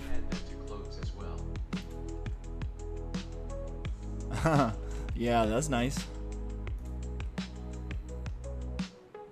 Okay, that's it. Yeah, the mossy trunk 4, I think, is the one I wanted to get off there. It was too much.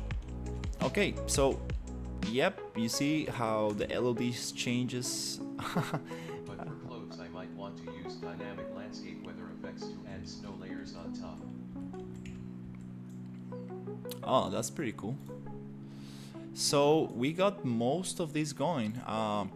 The thing is that I want to transform this into a spline PCG graph, so it doesn't spawn inside the volume everywhere, but it spawns only inside the splines I'm going to draw.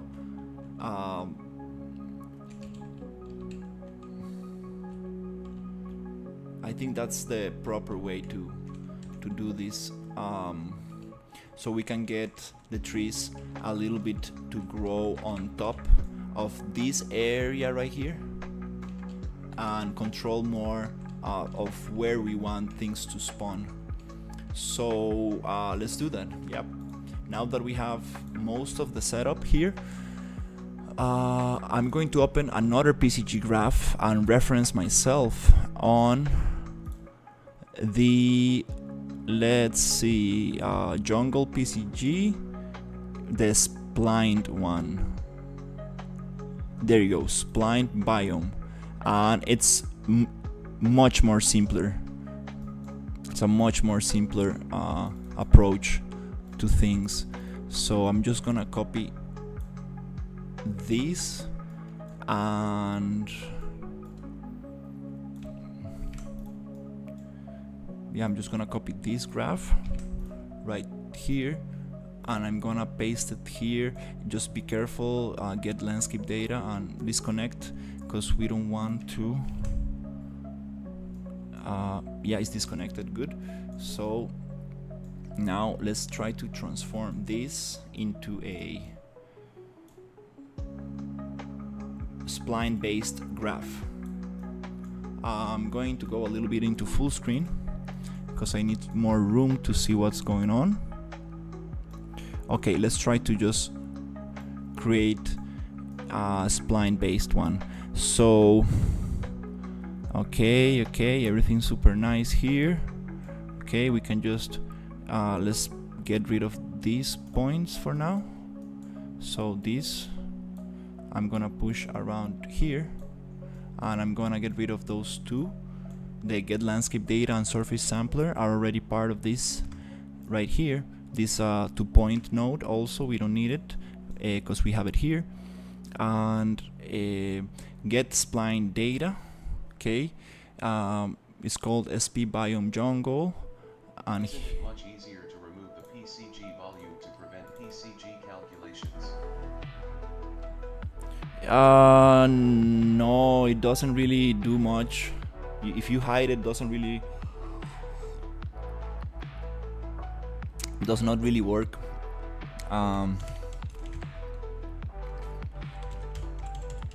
Green forest PCG. If you go pause regeneration, it doesn't really work. Cancel execution, sometimes it works, but the only actual way that I found to make it stop calculating the landscape points is disconnecting it. That's the only thing that actually gets the job done. Not hiding.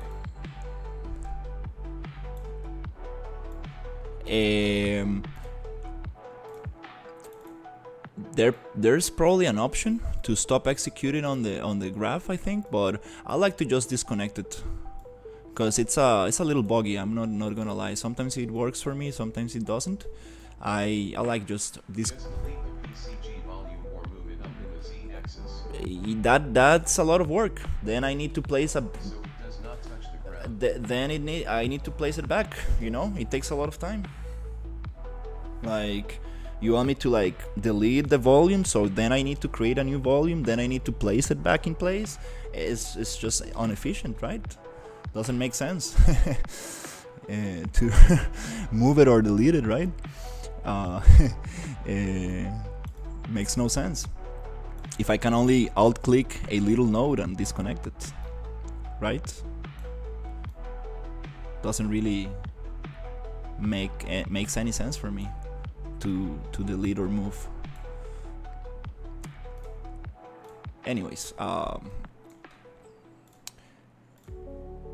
I know it has some options that says generate and stop execution, but I don't really want to play with those options because it gets very, very buggy. I had those issues on the other project. Sometimes it works by itself. You can group all PCG volumes and move them up. Laughing face. Yeah, dude, I'm not going to talk further about this topic.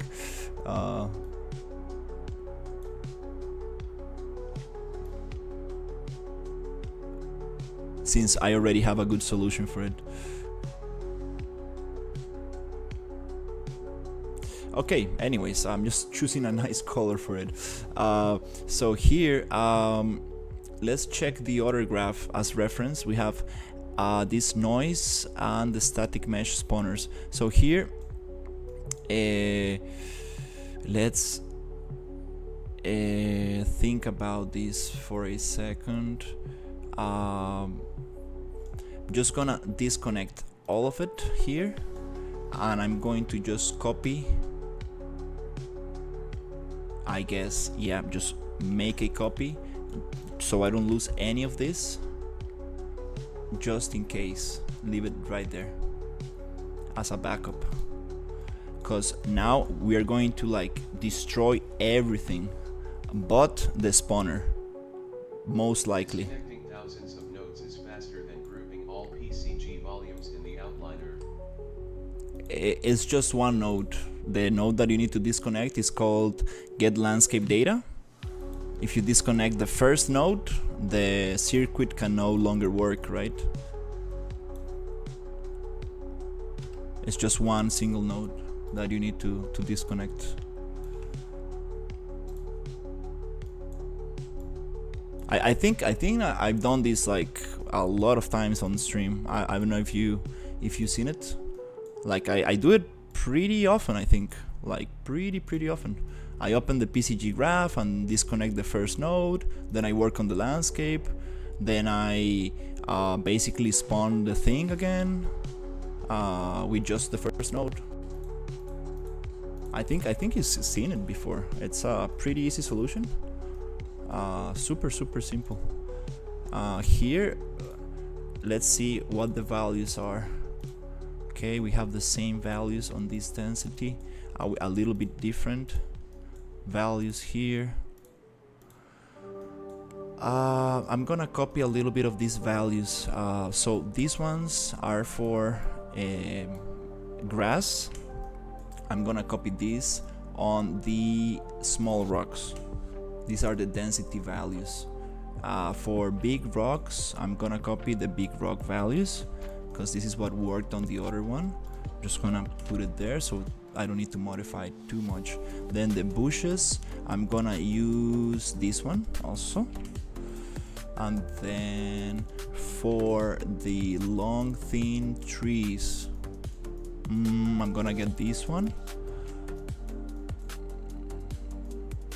Okay, and then for the tall trees, I'm gonna use big trees right here. And then we got a bunch of other ones. I'm just gonna copy them from the tree one, from this density, and then we need to modify it a little bit, but this is gonna be a good starting point, so that's great. Right now what I'm doing is, so you guys get a better understanding, is this it's the old way that I was doing PCG. So I was spawning meshes inside a volume, right? Which is totally inefficient because you spawn a lot of things and then you need to cut it out with a spline. So we found a solution to do it the other way around. I spawn only inside the spline actor, a little bit like the electric forest works. The environment from Unreal Engine, from Epic Games, they have splines closed in a loop, and whatever is inside the spline, whatever area is inside the spline is gonna be used to spawn these assets. So you can really control where you want to spawn them.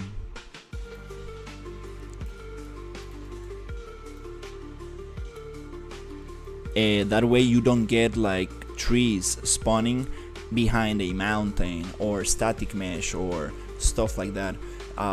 So yeah, I think we got most of this. Let me just save this as reference here.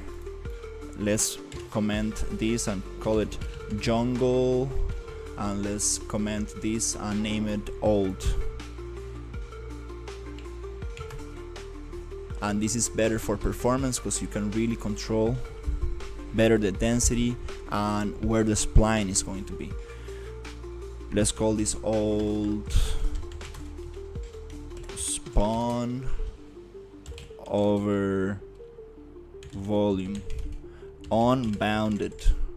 Yeah, and then I was using splines to cut out paths and cut out areas from the whole area, which is super inefficient because we don't really want to do that. It really just it's very heavy for the computer.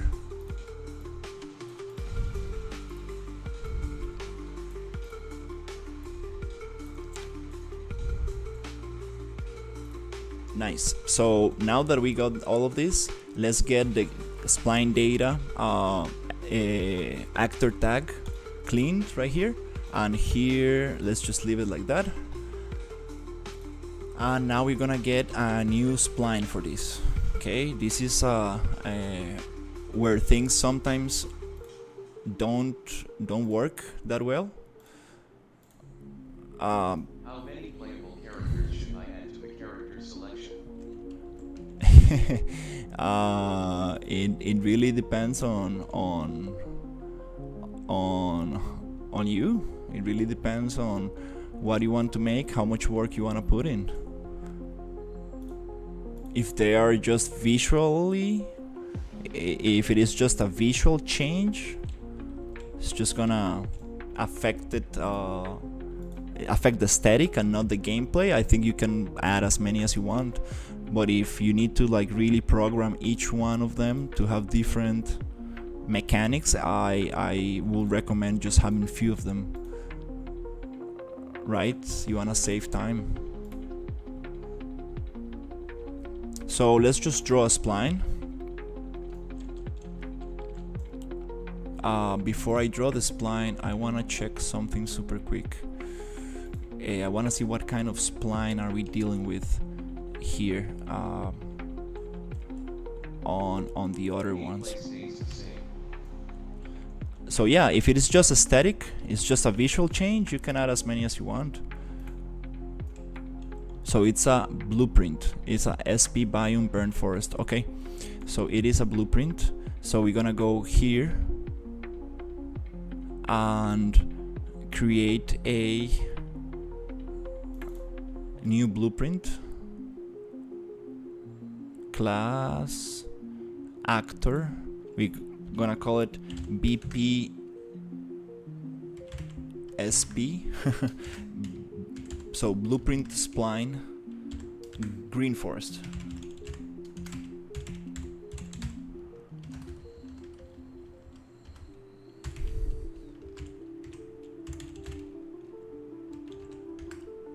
I remember this spline. Uh-huh. I watched you place it. Yeah, this was a difficult one. Now we got new stuff going. So that's good. We got this BPSP green forest. Here we need to go to we got class settings and class defaults. I don't remember exactly where the tag should be placed. It's on class defaults. And here we're gonna name it exactly the same. We're gonna name it, let's just can we just copy the name here? No, we can't. Okay, it's okay. Let's just get it exactly the same name so it's easier to identify. BPSP green forest.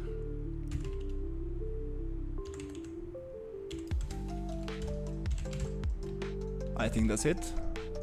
And then also copy this name. Very important, copy this name right here. And let's go save. That's super cool. Yeah, I really want to learn how to make cool boss fights. That's super awesome.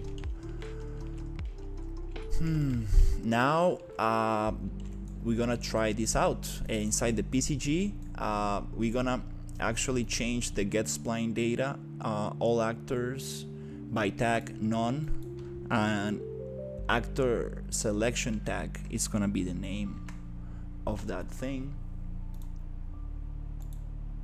And I think that it should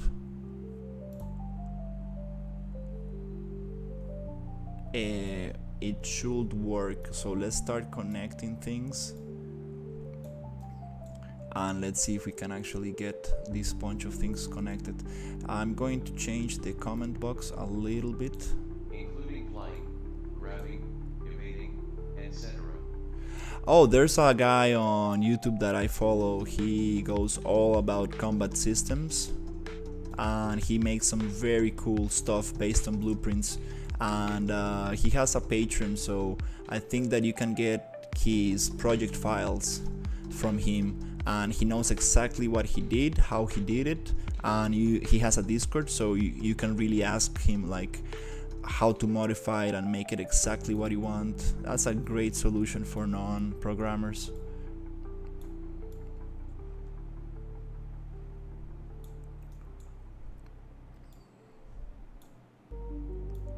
And there's also a gas blueprint based thing, right? You need to, like you said, you need to, I think it's not totally free, you need to actually have purchased one of their products before, but that's going to be absolutely nice if they get that into total blueprints. Is it the guy who made the Melody of Boss AI Toolkit tutorial? I haven't seen that tutorial. I need to look it up. I will try to find it and share it with you. But these guys make some interesting, like super nice boss fights. Probably the nicest boss fights I ever seen made in blueprints.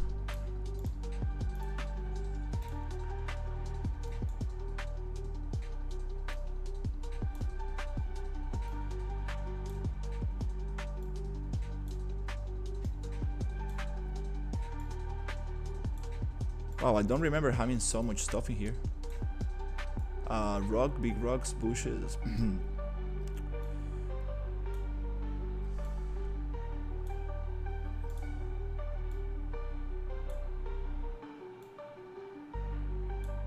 Okay, nice. Now we went from this to something a little bit more simplified.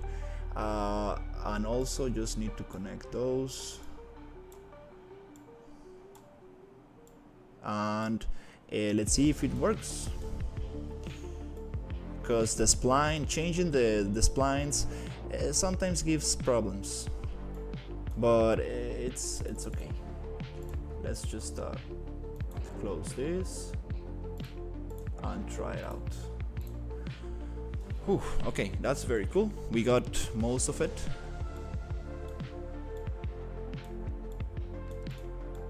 Let me compress a little bit this node, make it a little bit more accessible. Nice.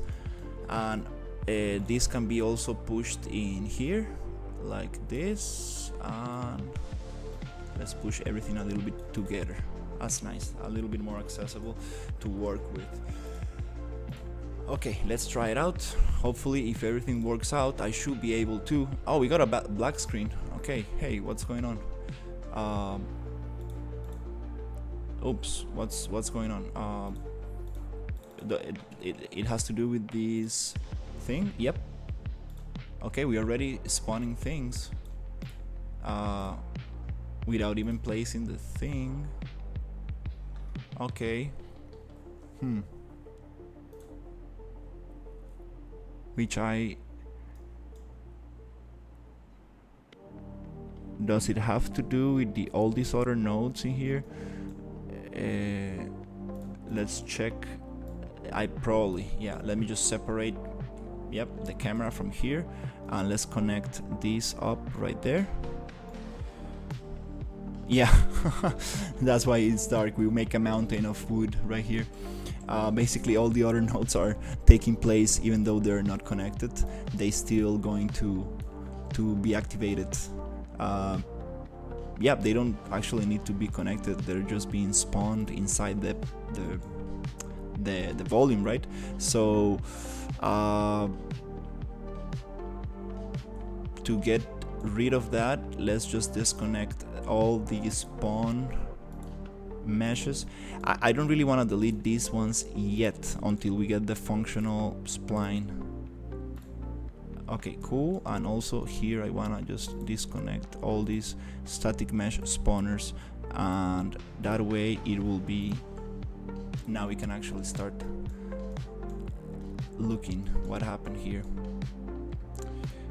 Now if I connect this landscape, oh okay, start spawning everything. Interesting. Okay, so it has nothing to do with the other one. Is there okay, Okay, I think I needed to change something in the blueprint. The blueprint does not have a spline. Okay, let's see if I remember correctly. Let's add a spline, which is a simple spline, and then this spline needs to be a loop splined, a closed loop, and then let's compile and save. Okay, and then let's look for tag. It was on class defaults. Yeah, I remember being it on class defaults.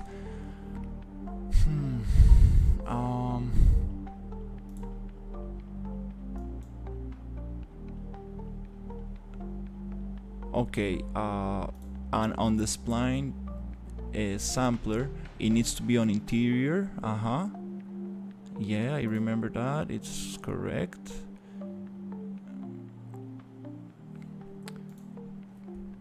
It's just one little click. It's just one little click. It's crazy how quick everything spawns in there. Let's see if it has something to do with the spline data. Nope, it's not actually reacting to it.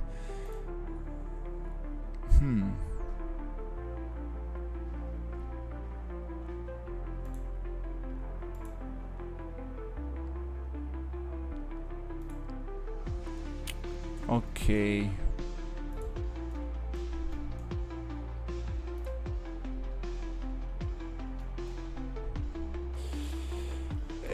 Let's try something different. Okay, let's just put the spline in there.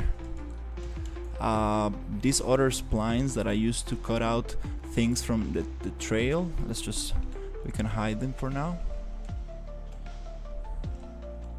Well, in the other hand, I'm happy to be practicing these things, because I will be needing this a lot, and I really want to figure out PCG. So let's just drop this BP Green Forest spline on here, and maybe it's just spawning on the whole volume, because there's no actually spline on the world. So so the PCG goes like, well, there's no spline to reference, let's just spawn everywhere. So now if we actually have something like this spline actually is present in the world, I think it's gonna work. That's my logic. Let's just make it a little bit bigger for the PCG to actually have some area. Okay, that's good enough. I think we're gonna be able to see. So let's actually test it. Okay, now that we have this spline actually placed, now it has a reference and it works. Perfect, we got it. My logic was correct. So now we can actually start playing a little bit more with this. Wow, these tree formations are so cool. Nice, super happy. Finally got the spline thing to work on the first try. Ooh. That's an improvement. Pretty happy about this.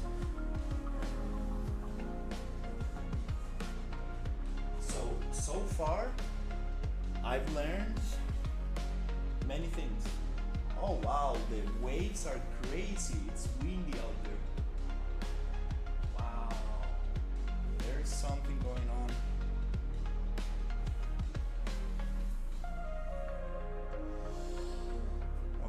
Nice.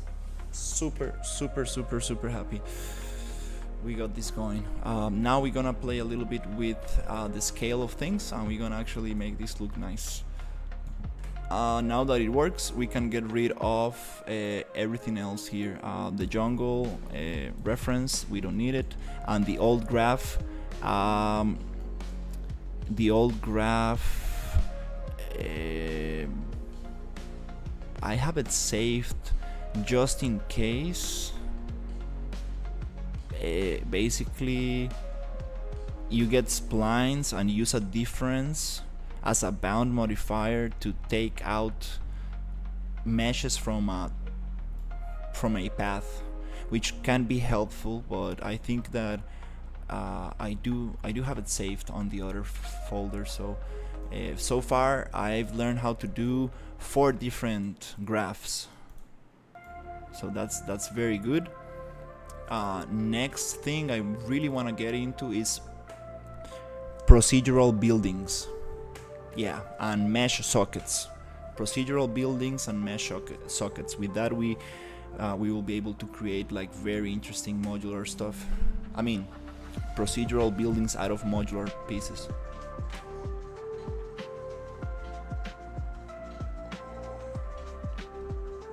Okay, nice. This is good. We're gonna go and play a little bit with the scale, because the scale is just too much. Let's start with this, and we're gonna make it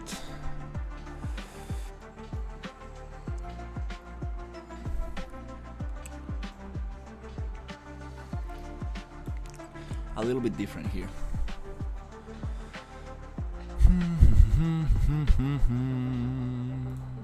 Let's restart the scale for this.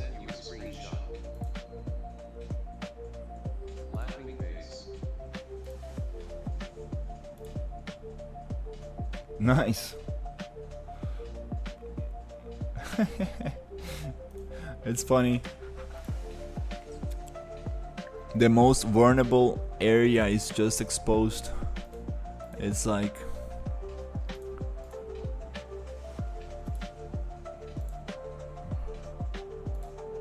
heavy armor, right? Like, and then like just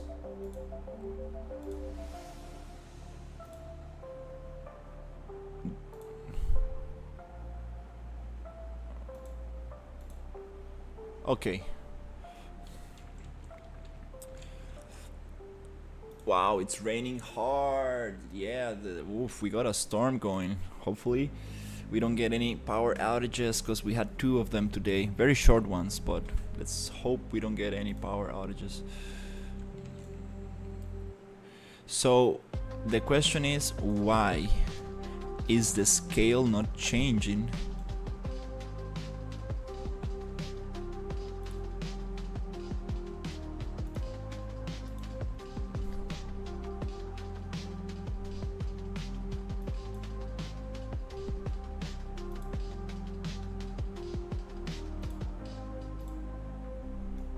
Oh, it's I paused the regeneration. Okay, huh. Now it wants to work, right? It's funny. I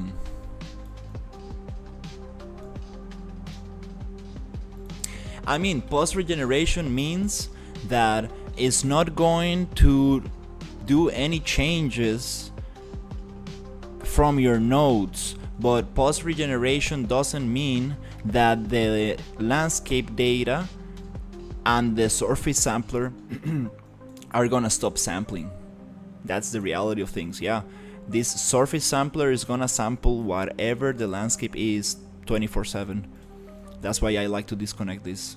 And this post regeneration, it means regeneration. It means it's not gonna spawn or make any changes on the nodes. Totally. Now it makes sense, and it's actually properly named.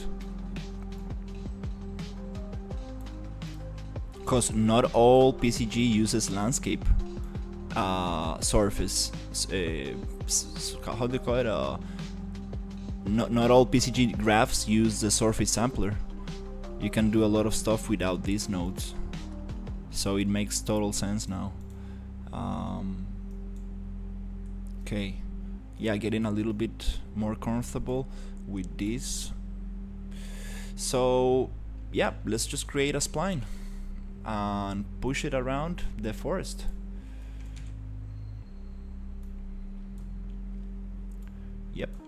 I really like these trees right here.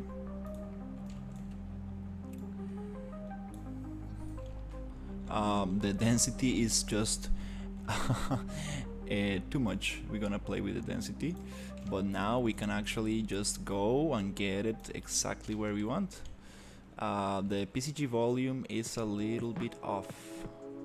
Let me select that and get it. That's the post-process volume. Okay, I want the PCG volume. There you go. And let's actually make it a little bit bigger. It doesn't matter now because it's gonna only spawn inside the spline. So this is great because we can actually push volumes into other volumes and have that nice kind of blending between different biomes and stuff. And you can do that also with different density filters, but I'm still not there. I still need to learn how to blend biomes together, because you can get density filters based on distance. So the further it goes from the center of the volume, it will start disappearing and the density will start disappearing. So all the meshes from that biome will start popping out less and less and less until you get into a different biome, which is kind of super interesting. I really want to figure that out. All right, so let's see. First of all, I'm just going to draw the spline for now. You can always just hide the PCG volume and just draw the spline properly. This spline is a blueprint spline. It's not like the ones that we were using for the fences, so I don't know if this... It's probably we can make it work no problem with the super spline tool. That's the next step, actually, getting this spline to work with the other blueprint. That will be absolutely beautiful.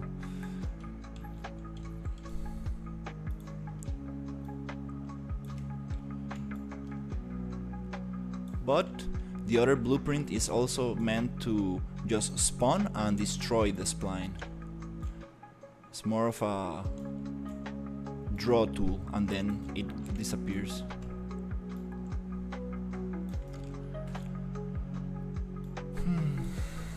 This is nice. I really like this.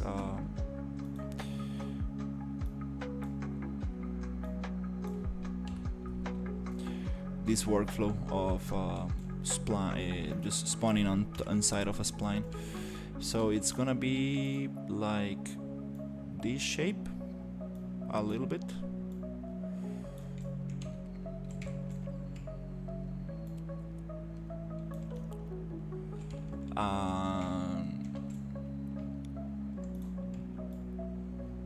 Like this,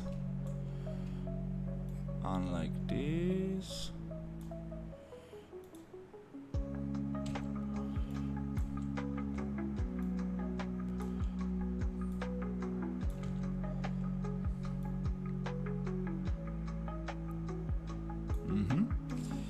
And let's push it a little bit here.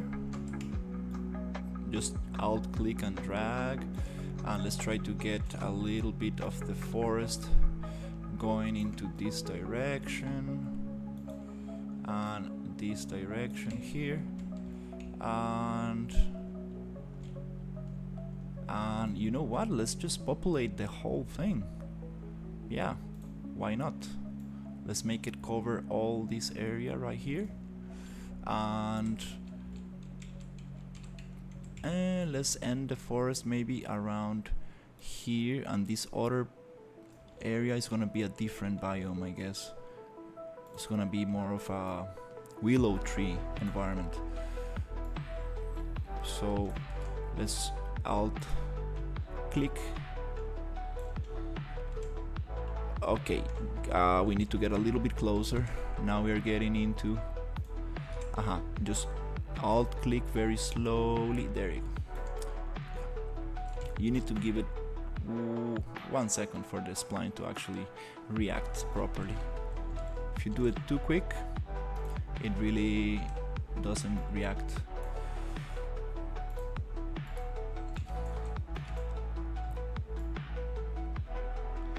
And this forest can't.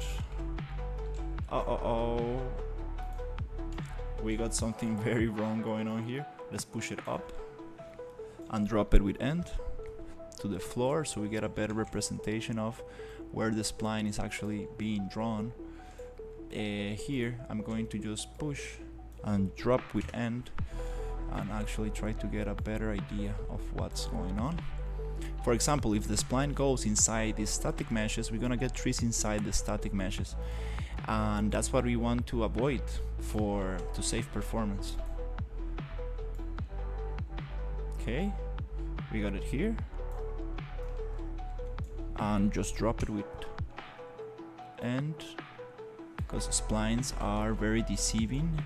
You don't really understand where the points are in the 3D world. That's why the other add-on is super nice. Not the add-on, the blueprint for drawing splines. So I think we should probably get it somehow connected, and then just draw a spline on top. I don't know, I need to really think about how can we make that work.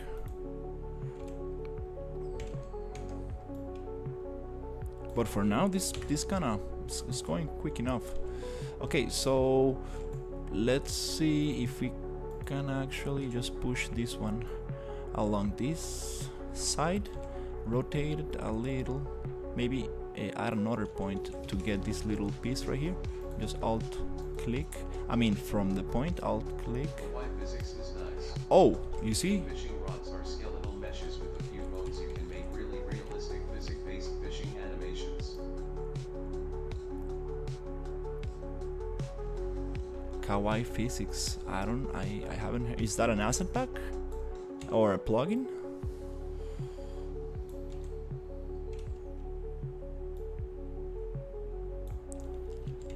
I haven't heard about that one yet.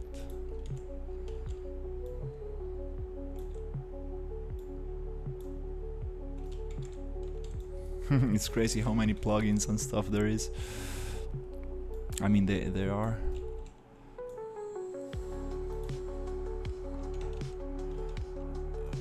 Okay, so this is a nice spline. Let's see. Nice. Yeah, I'm focusing on environment art. Oh, this is the post process. No, I'm not gonna touch this one yet. I'm focusing like on. It's mainly used to make movies bounce, but you can use it for other stuff as well. Nice. Yeah. I'm mostly interested in environment art right now. Not trying to dilute myself too much. That's the thing, because it really it's very easy to get yourself distracted with so many tools and so many things to do. Okay, let's spawn this thing, and then actually let's get the PCG biome a little bit more extended, like this, and push it like that. Bloop, regenerate. It's so fun how come I'm moving like a huge forest, and it's not really lagging the computer. I'm super like impressed about this.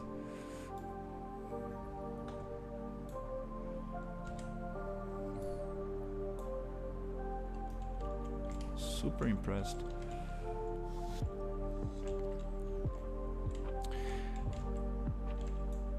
Yeah, just environments and world building and asset creation, and it's just a whole world of itself. So getting into those like other topics like that, it's very tough to like try to like deep dive into those topics when you really go on. This looks so cool. That's so nice. Okay, so let's actually start playing with the density and everything, because now we got some spline going. Let's see if we can make it look nice. Cool. Yep, I think I'm gonna do this forest, finish this forest, and probably just take a break, have some food, and come back and work a little bit on the other project.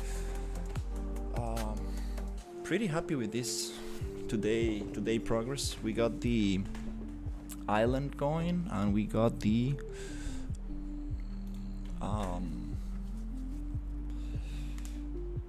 first forest changed for the trees that we're gonna use.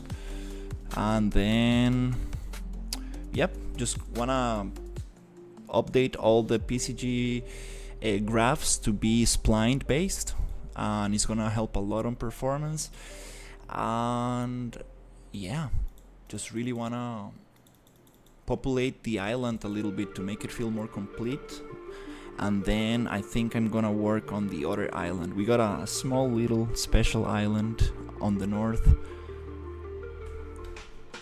which I think I'm gonna get tomorrow. So let's work on the density right now. Let's see.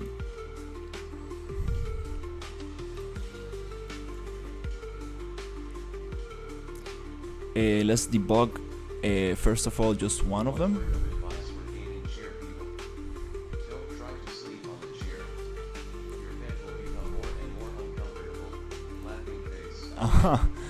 No, you need to be very serious about your sleeping habits. You cannot be sleeping on no, you cannot be sleeping on the chair. Don't do that. Density filter. Let's go one by one. This is too messy. Let's just disconnect all of them and let's go little by little. Let's start with this one.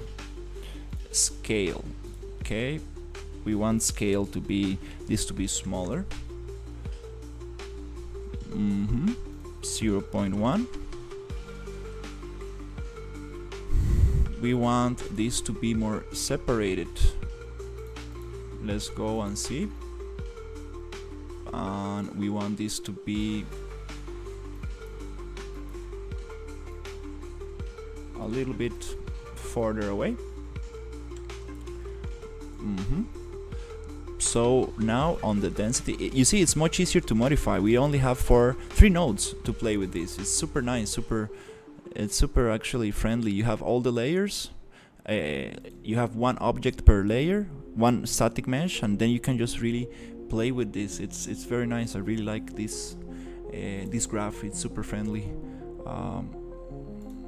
So we have a bunch of them, and then we have 0, then we have just a little bit more, and then yeah. And since the spline is smaller, the numbers are smaller. It's much easier to play with these sliders, and it doesn't bug the computer. It's more of a kind of like, you can give it like more of an artistic,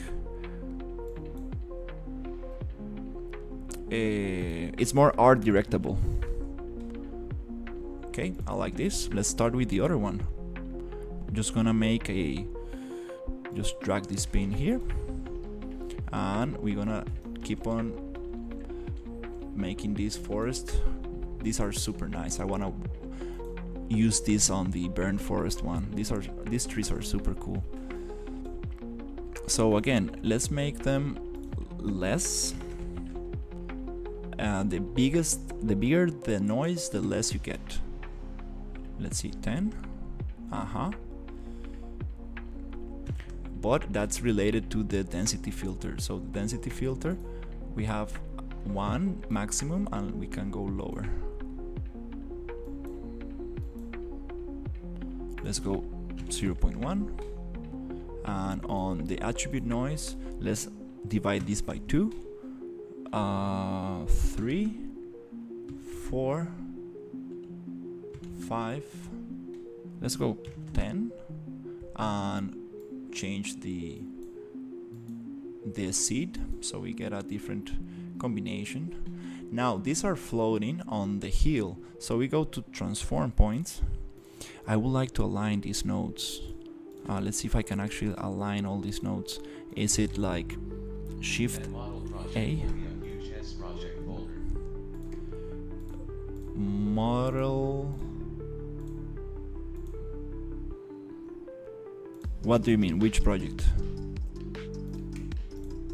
Let's align all these nodes by pressing Shift A to have them all nicely aligned. Shift A and then Shift A again. Shift A. Nice. Also here. Shift A. Nice. That's super cool. Okay, let's spawn the other mouse. I am still migrating. What model project? What do you mean?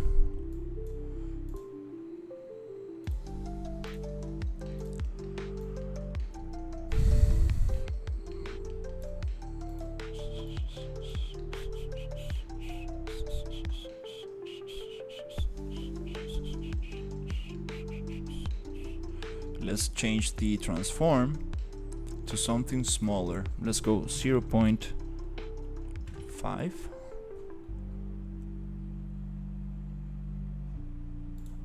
to 0.1. The attribute noise 0.1, it's too much. 10 is very little. 0.5. Density 0.1. I am combining all bot models from CG Trader into one project for easier access.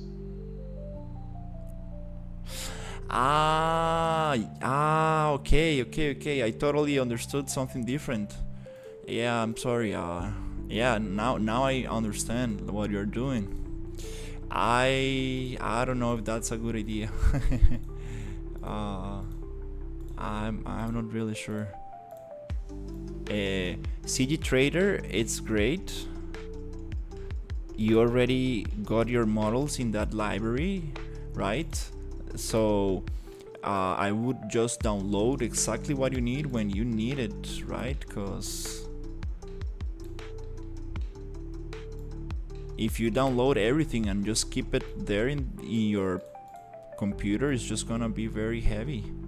And sometimes heavier, harder to find things around, right? That's the good thing about online libraries. You can just keep your things in there. Whenever you need something, you download it. But keeping it on your drive, I try to avoid that. Because, yeah, things get very heavy.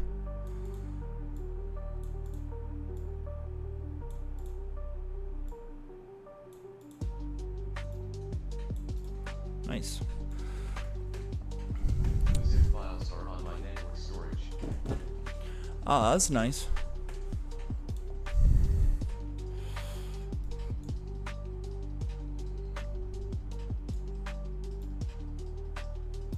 Okay, let's get this going, cause I'm getting hungrier. Okay, we got some trees going. Nice.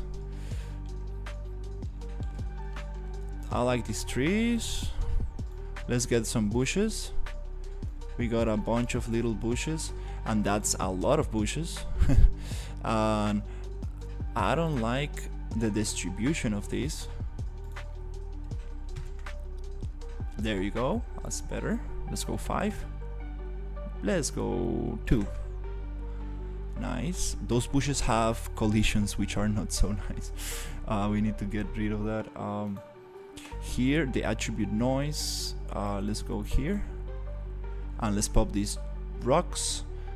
These rocks also, I want them to be less. So let's go 2. That's nice. That's a lot of stones. Yeah, 0.1, 2, 0.2. That's nice. Let's go with the big rocks. 0. I mean, maybe 2. I don't see the rocks. Let's check density. You should change the seed on all spawners in the PCG graph. Yeah, we got the seed right here. Definitely gonna play with the seed to see that everything's working nice. Right now I'm trying to find a little bit of the density I want. For some reason I'm not getting the big rocks to appear, so I'm just gonna reset density. Also, you can use different nodes to prevent meshes to spawn on other meshes. Yeah, the difference node is super nice, but I think that we can achieve that with the bounding box, the bound modifier one, and just with the difference in noise and density, we should probably be able to. I still need to figure out what's the best way to do that. Because we want to do it procedurally, not with a spline based. Oh yeah, no, with the difference node. Yeah, you're right. Yeah. I mean, Ninja told me about this. Yeah. You're right. Totally right. Wow, there's a storm going out there. It's windy and foggy and everything's moving a lot. So, where's the big rocks? What happened with the big rocks? I remember having a big rock right here.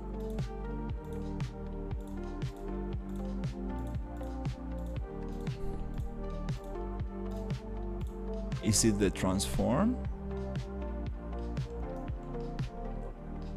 And you might want to avoid spawning on that dirt layer. Yeah, I'm going to change the spline a little bit to get away from that. Is it still the storm-proof area? I don't know. Might be. It might be because it looks crazy. The ocean was just moving a lot. I just hope we don't get power outages. That's really what I want, and hopefully nobody gets major disasters in other countries, because that's crazy. Little trees. These little trees, I want them to spawn way bigger. Scale max 5. No, 3. Oops. 1.5. That's the okay, we got something weird here. We have the tall tree and the long thin tree. Let me just actually name it thin tree. So here it's going to be, let's reset that to 1 for now. Let's get the long tree to be actually a little bit bigger. I like this. Maybe 2.5. There you go. No. Let's make it bigger. 3, 4. More variation. A lot of dark areas. I like this. Okay, nice. We got some kind of forest going. It looks absolutely weird from far away, but maybe I'm not totally sure if we make those nanite, should they stay nice without LODs? That's a good question. Let's try it out. Let's go into static mesh and let's just see what happens if I turn all of this nanite. I don't know. Oh, we got some ruined temples. Beautiful. Let's go.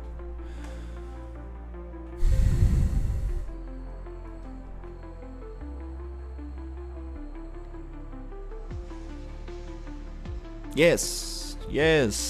No LODs. Yay, yay, give me the full picture. Yes. Nanite for the win. Got rid of those. I don't know how good is this for performance, but at least it looks super nice from far away. And I really like this tree. These trees, they look super nice.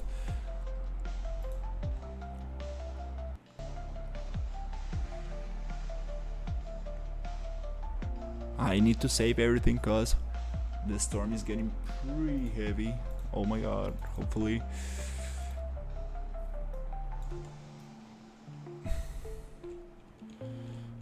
Yep. Oh. Oh, cool. Okay, we lost transparency on the leaves. Oh no. Yeah, I think, well, that was part of it. Yeah. Yeah, I think, yeah, Nanite does not support transparency. Yeah, forgot about that. Oops. Let me check something on the other one, on the other island. These trees, they do have transparency, and they are Nanite. I believe they're Nanite. Let's check. Nanite, there's not, it is Nanite, and it does have transparency. Huh. Okay, something happened with those. It's just a matter of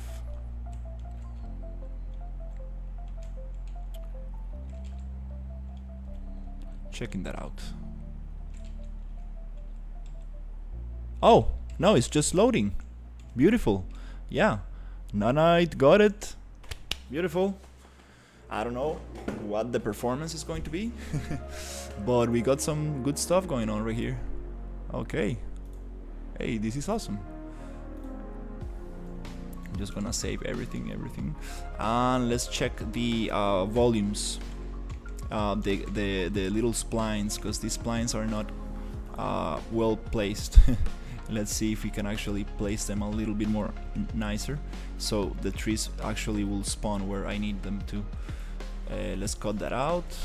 You see, I can just push the spline a little and it cuts them out. That's super cool. And if you don't get that to work perfectly, you can just add another point and cut out those little trees right there. Nice. And then you can push the spline back into the path and you spawn trees right on the edge. Absolutely nice. And here, that's good enough. Here is not so nice. Let's see where the point is. Obviously it's not gonna be interpreted correctly because it's too far away from the surface, so we're gonna like move it around.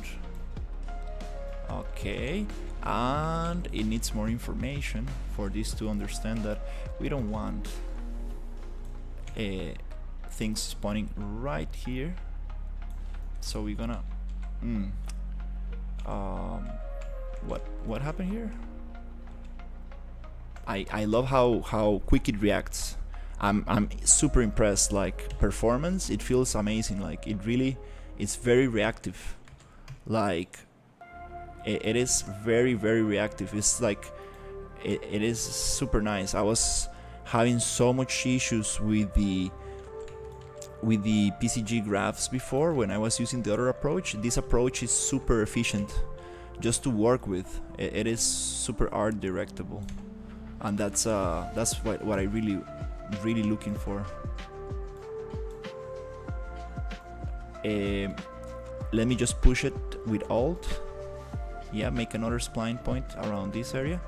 Okay, cut those things around. Okay, let me see if the spline is actually on there. I'm getting some. Maybe, do we have enough points in here? I don't see. Do we have another? I see the point. This is the point, and this point is too long.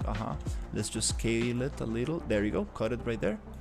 And this should be able to rotate.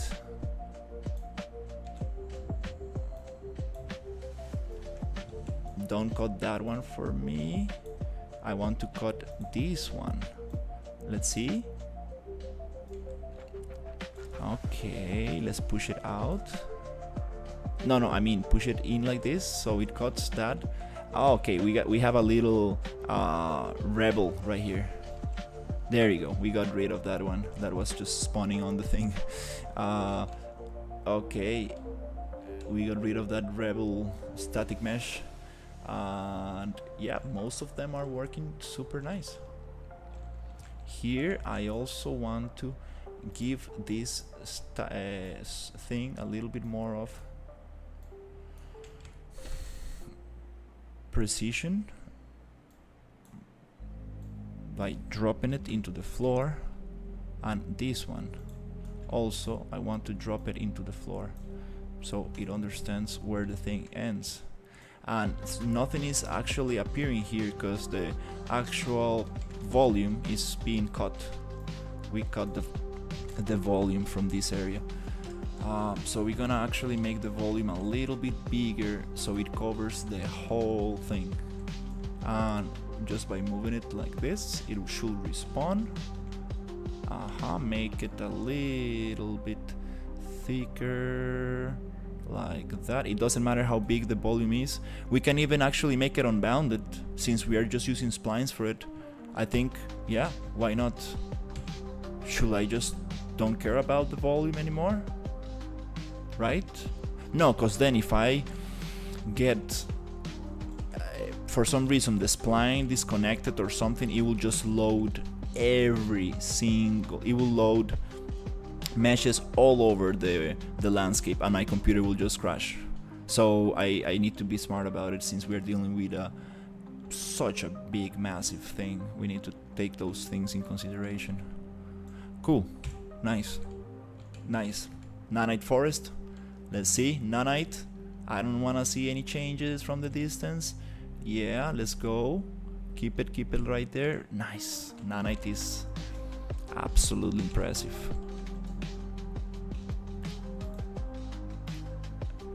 It is super impressive. It's not like perfect yet, but it's going to be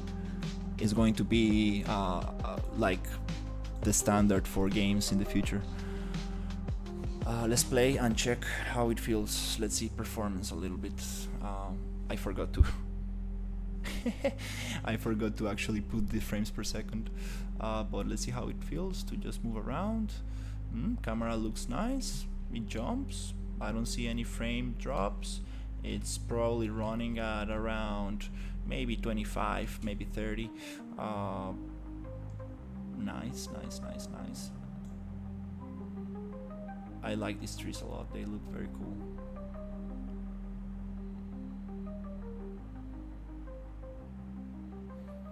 I once accidentally saw like 5 million stones in front of me with nanite, almost without frame drops.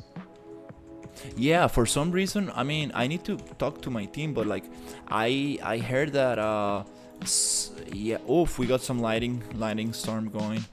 Please, I want the lighting to not, I don't want to have any power outages. I really want to work on the other project for a bit today.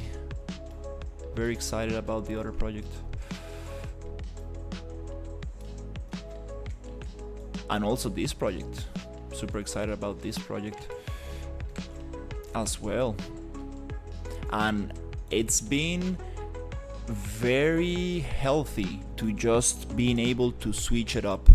I really want to say it's been very healthy to be able to switch projects because you get a fresher look at things. It's like I do have 2 power supplies, 2 UPSs, like computer batteries, one for the internet and one for the computer, so it holds for at least a couple minutes. Maybe with Unreal Engine it does, you know, it eats up the battery way quicker, and I'm definitely gonna save immediately after I move this little tree right here. Absolutely. But thankfully, if we get a power outage, it should be a very quick one. If not, Yeah, let's just save and save. Nice. I wonder how I can use 2PCS to compile a project. I always asked myself the same, how can you combine the power of two PCs to work as one, and it's not that easy. I asked a lot of people and they were like, well,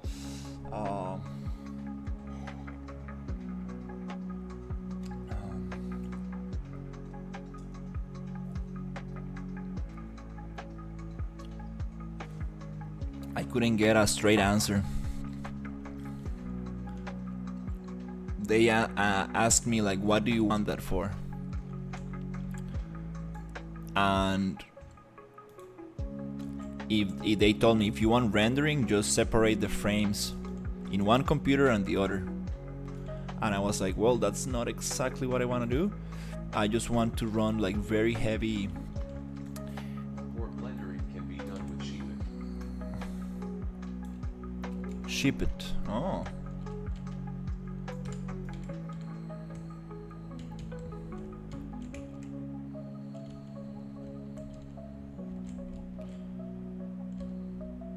That's very cool.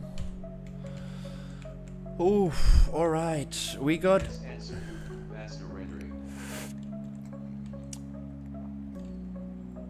That's amazing. I didn't know that trick. Oh, I want to get into rendering, yay.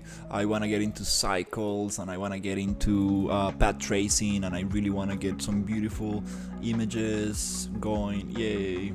I miss rendering a little bit. I've been just focused in 3D real-time graphics, which is super cool as well, but I kind of like want to experiment a little bit. I have this 50s American Diner project that is gonna get path traced, and then I think I will send it to cycles, and I'm in Blender, and I'm gonna get a nice render from cycles as well, to just make a comparison to see how path tracing and cycles compare.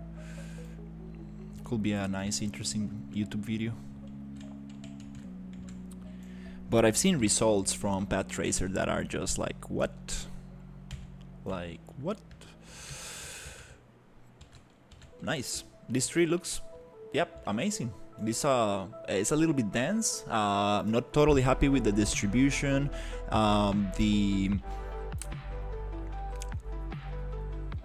What's the word? Yeah, the distribution and the density and the placement of these things, but we're getting very close, very close. I really wanna get all the biomes on the island.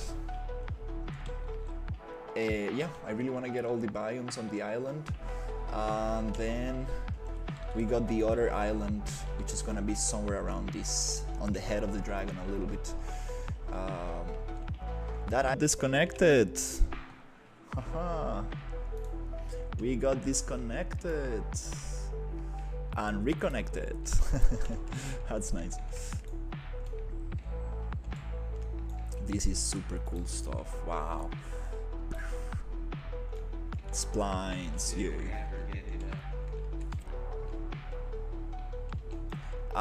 The reactor, you mean the UPS? No, it's not a light power. It's just the internet. It disconnects a little bit, but it comes back immediately, which is nice. As long as it does not go out for a long time, I'm pretty happy. This new internet connection I got, it's the best internet connection I've ever gotten in my life. I'm so proud of this company, this service provider. I'm like, just absolutely mind blown with their service, and just they came the same day. They just stopped delivering packages. Laughing face.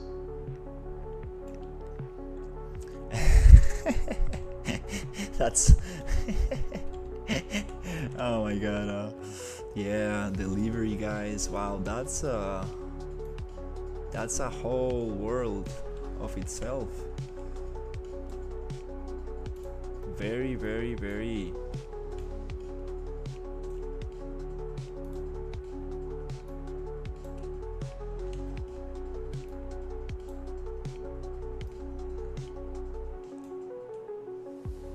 very difficult. Very difficult to get all those packages in time. So it requires a lot of effort and logistics. Okay. So yeah, it's time to take a break. I wanna finish this forest before I go.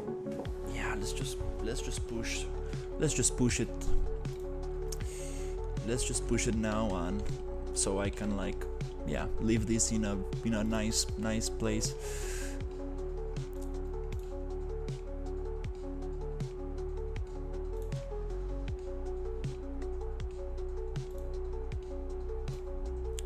I wanna check if everything works out nicely. If I just come here and use the same spline with the same name and go here and just... When I start my LBL, my CPU hits 90%. Surprise face. Oh my god. You know you can paint the PCG trees on a forest layer. Yeah, I heard that before. I really want to check that out. That's a great idea. OMG. For small grass and small rocks, I think that could work very cool. Yeah, I really want to try that out. Yeah, it works. We got the same spline with the same name. Working awesome. Let's start spawning these little trees around. Yay. Yeah, Mac always gets to the best parts of the stream. He always comes when like things are working. It's nice. Let me check the tutorial. Yeah, that's amazing, because that way we can get like little grass and little things for specific areas. I really want to see what are we going to do with the grass. Painting it looks much better. Laughing face. We can just paint foliage, no problem, right? But spawning grass on that, on the terrain paint layers, I think that could work super nicely. Then we will need a difference spline just to not appear grass where we don't need it, but I think it's gonna be nice just to get grass everywhere where we really need it and make it like, you know, PCG. We can control the scale and rotation and so on. I think it's gonna be a very cool way to control the grass. Ninja suggested something similar, using grass types on the landscape material, which I think it's also a great solution. But you know, PCG is the new thing, the new catchy word.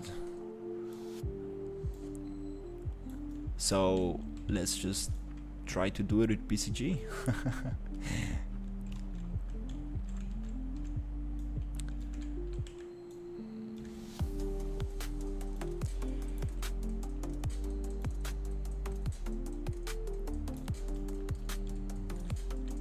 I still can't believe the performance of this. It's like nanite trees spawning everywhere. The density is insane, more than we actually need. And yeah, it's so responsive. I mean, it's a low poly tree. I totally understand that, but still, like, wow.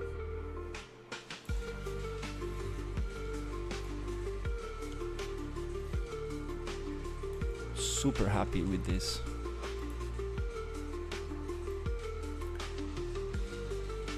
This is probably the best graph I ever made, and it's probably one of the simplest graphs, and it just works so sweet with the whole PCG thing. Nice, I like this. Let's push it a little bit here. It works so nice with these assets, I mean.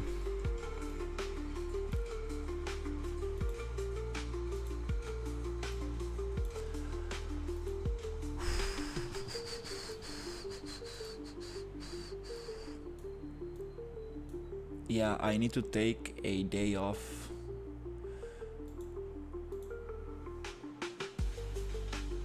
this weekend for sure.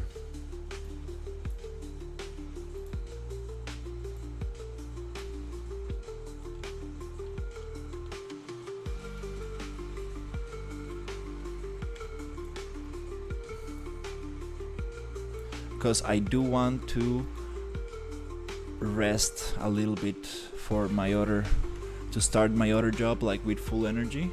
Definitely need that. But at the same time, I kind of wanna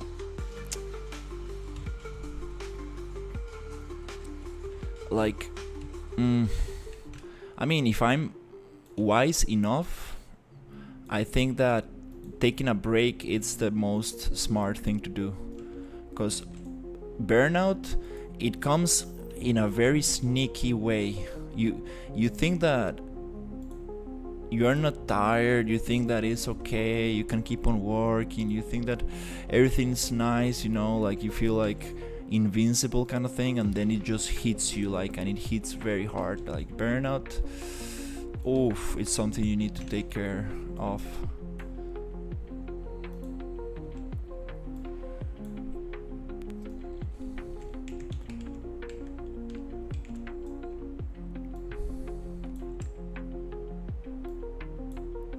The problem is that I'm having a lot of fun at the same time, so it's kind of hard to just, you know, be like, you know, yeah, not gonna touch the PC today.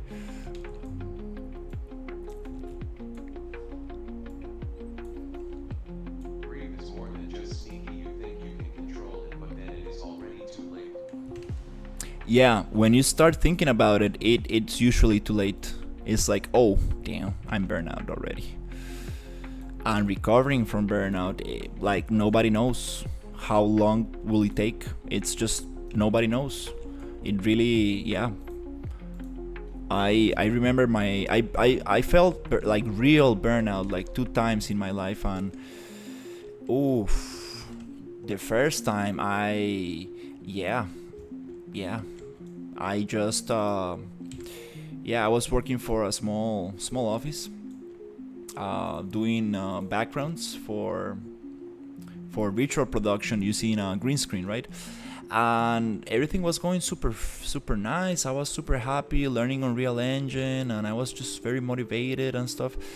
And things got very busy. They got very busy very quick. And then I was under a lot of pressure, like a lot of pressure, constantly. And every time they just wanted something else from me, and then I started doing a lot of things that like were not related to 3D and stuff. And then I was like, it just became like total hell. Like it just became like, dude, like we need somebody else in the office. I cannot do all of these tasks. Like I cannot rename 400 video files. I cannot look through these Excel sheets and just find the correct name for these videos. Burnout can be a real death spiral, especially when both plus. Both can or will lead to depression. Oh yeah, I felt very depressed. Absolutely, yeah. Absolutely, that's totally true. I felt absolutely depressed. I was like, I felt like taken advantage of, and I felt like very bad, you know. I felt very bad, and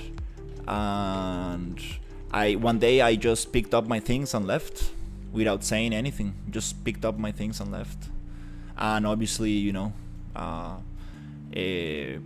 my employer got absolutely mad with me and stuff, and well, I just left. I was like, dude, I'm sorry, but this is not worth it. Absolutely not worth it, dude. I'm a 3D artist. I'm not a machine, you know. Like if you want, it became like just I was just multitasking everything. I was doing things. Depending what the source of the depression is, the outcome might be ugly. Yeah, the yeah, I was doing things totally unrelated to 3D, and then I felt like I was losing my time, because at the beginning I was like very happy. I was learning Unreal Engine. I was building environments. I was really growing as an artist. I was like really, very excited, and then I started doing things absolutely non-related to it, and then we got a lot of 3D projects, and they were like, I needed to just rush them out. I needed to rush them out as quick as possible, and I was not enjoying them at all. And then it became a thing that I really started like not enjoying. I was like, I was just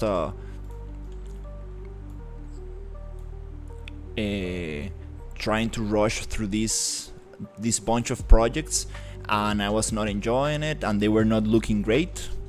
I was just trying to push through, and it was very bad. Yeah. So I was not learning anymore. I was not enjoying it, and I was doing things that were not related to the thing, and I was like, nope, this is not for me. Goodbye.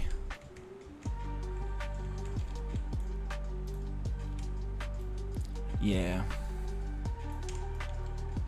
But that was a great experience, actually. That was a great experience.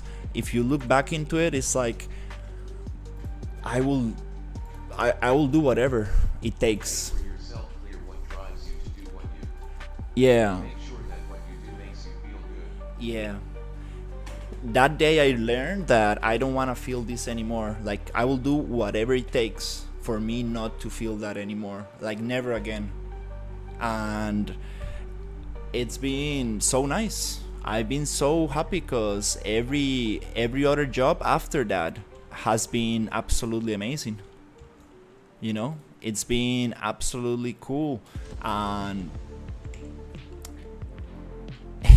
I rather just eat oatmeal for an entire month than just work for for for something like this, right? In this kind of environment, let's say. And So I made an async static mesh spawner to stock instance of a Manny Mannequin just to be able to visualize it farming. I learned two things. tell me. Wow, Ninja, you are getting super good at this. Like, it's really impressive that you are. I have been in anti-depression therapy after somebody close me died. Oh, dude, that's rough. That's rough.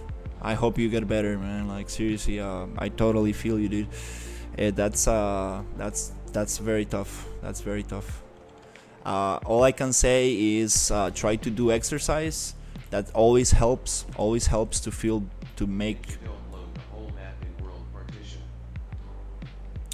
Yeah, try to do exercise. I don't know, like, there's chemicals in your brain that you will release if you do exercise.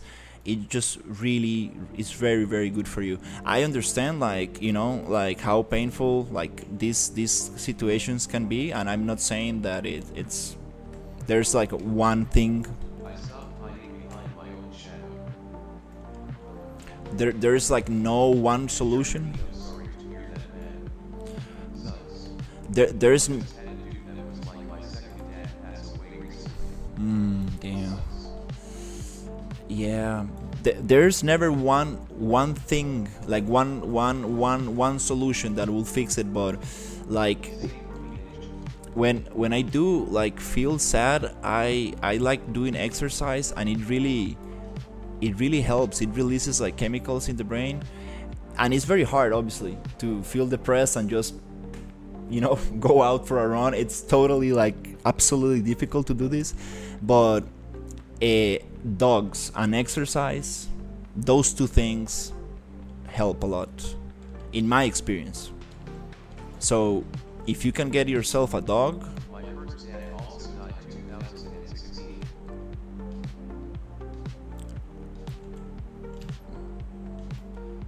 Yeah, that's rough. And well, I I got a very old grandmother, my last grandmother, uh, and she's very old. I need to go and take advantage and spend as much time with her as possible, because you never know when the day will come. She's pretty old. I'm super impressed by how old she is. Nice. My dad also loves fishing. Yeah, it's super cool. Yeah.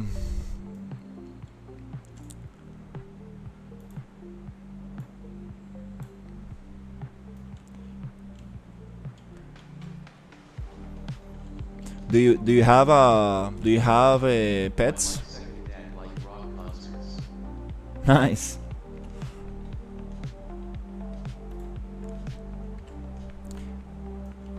Do you have pets, Fino?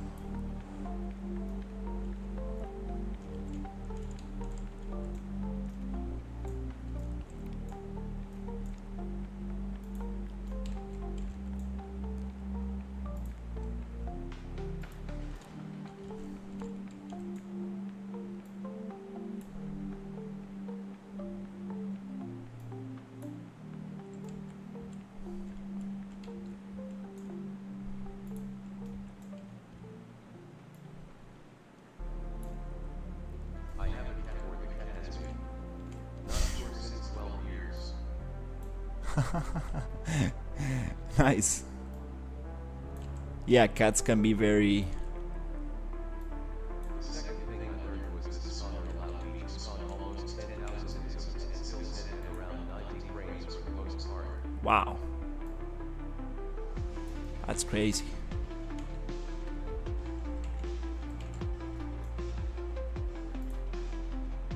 Are you? Have you heard about the new nanite skeletal meshes?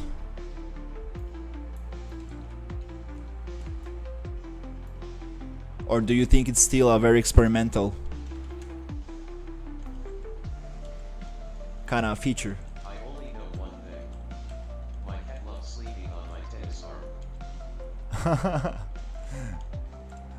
Oh, dude, yeah. I hope you get. 10,000 literally looks small on my back pillow now. Yep, we want that to. Yeah, you need to think about your player map. It really doesn't need to be that big.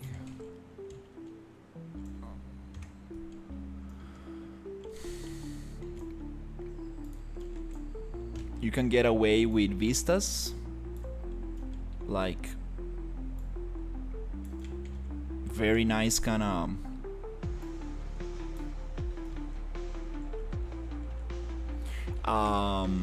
Areas of the environment that look very good far away, but you cannot access to.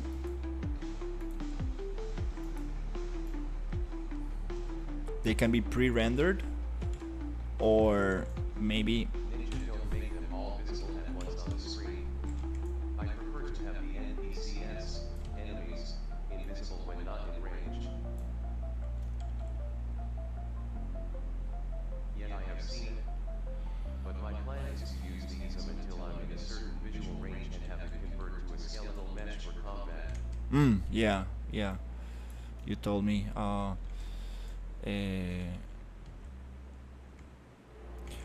That's so nice.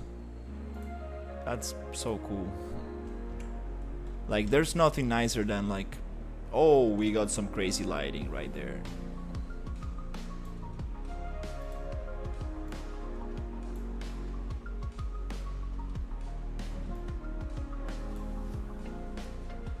I'm going to put a video in your chat.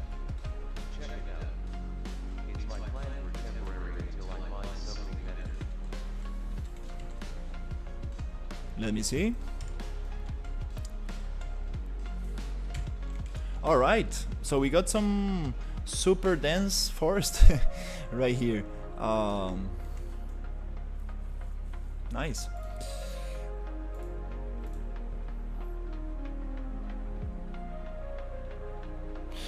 Oh, I don't wanna draw this spline.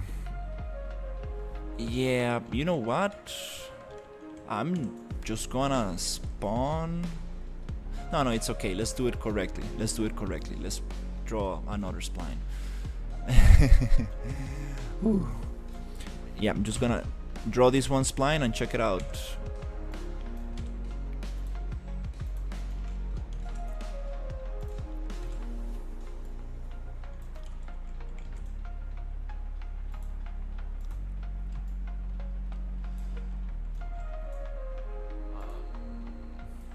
Hey Neon, how are you?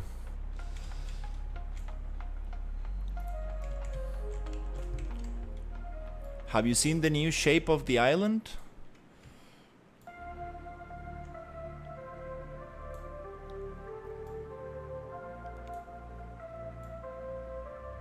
It looks like a dragon now.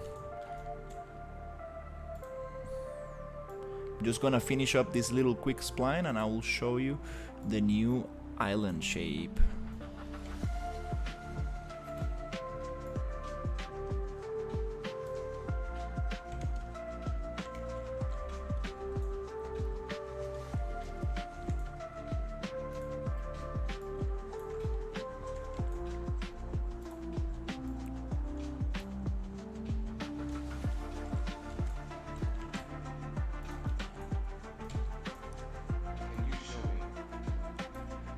Yeah.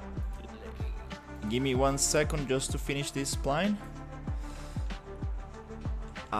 We are almost there.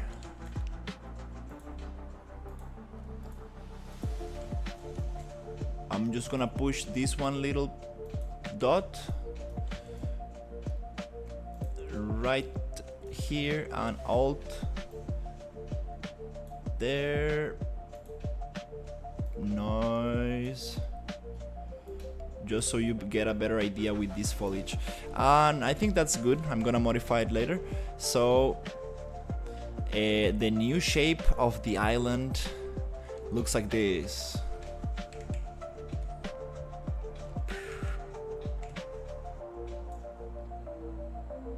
Let's go to cloud.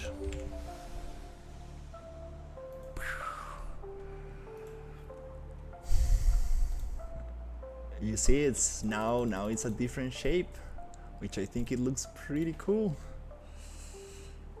I want to get the mouth, the jaw, also made out of snow. Also made out of snow. Thank you. Awesome. Yeah. Still wanna get a little bit of these mountains in a right shape. There's much work. Yeah, there's more work to do, especially with these pieces here that are just scaled down. Yeah, it's just a nice approximation. Let's go to the oh, let's go a little slower. And let's check this out right here. Cool. I want to come check this spline,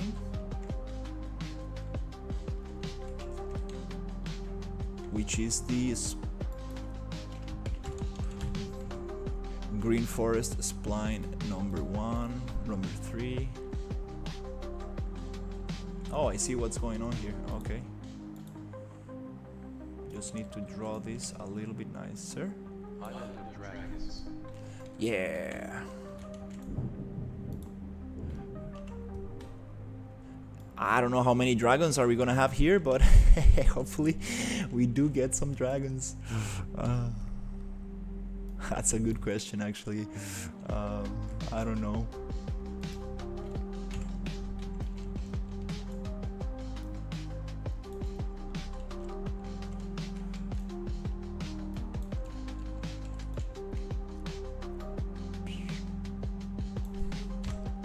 Nice. And I wanna just get Remember the page. Dinner.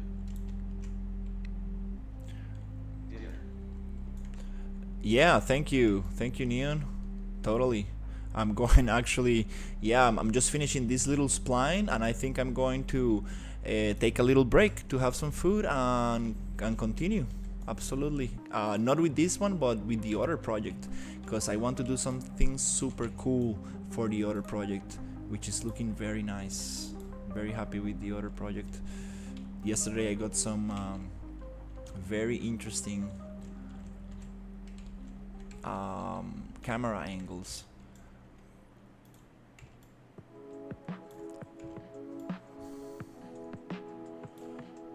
Nice. Let's cut this one out a little. Push it around there. Like this. More like that. Come on, cut it up.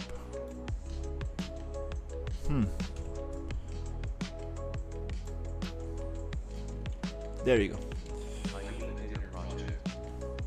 Yeah, Neon, I know. It's been difficult to continue with that. Yeah, it's been difficult. I truly don't know when I will continue with that. Yeah, to be very sincere, this project is going to be a long one, and also I'm checking the I'm doing the concept art also, and that concept art project, I'm not sure exactly how long is it going to be. We are kind of like making a test. We're kind of like seeing what comes out of it, right? And how much time does it take me to achieve one of those pieces, and if it's actually worth it, and if it actually works out and stuff. And then we need to like see, right? We need to see if actually it's doable for me and for my friend and stuff. And then Sometimes I make a project and keep it there for a while. yeah, and now with the new Fab Store, it's kind of like I really wanna push that out. That will be super cool for the Fab Store. Like I would love. Yeah, totally feel you. And when I look back, damn. That's how it is. Sometimes, well, you get stuff popping up, and yeah, like things are gonna change.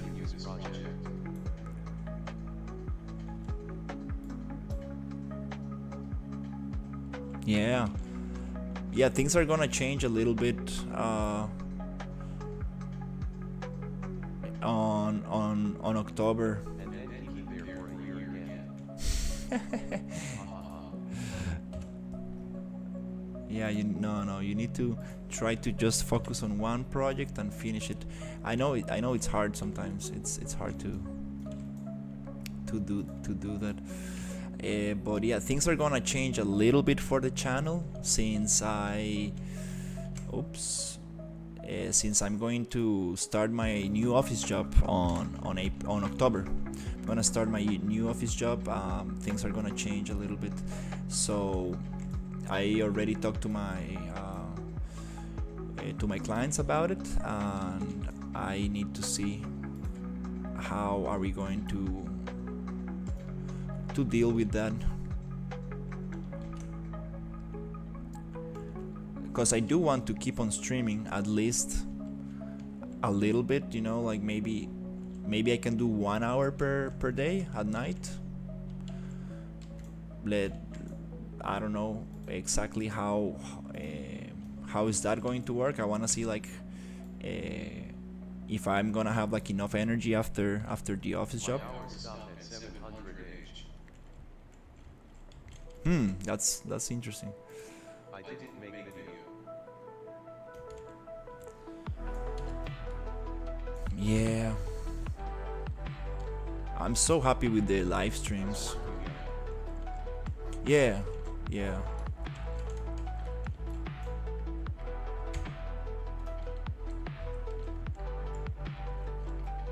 I feel you, I feel you.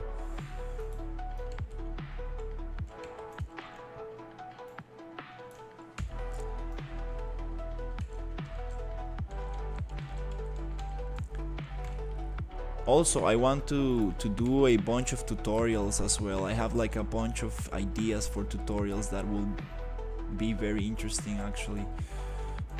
I think that will be very good for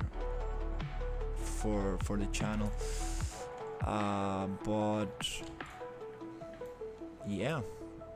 And the first video of that series.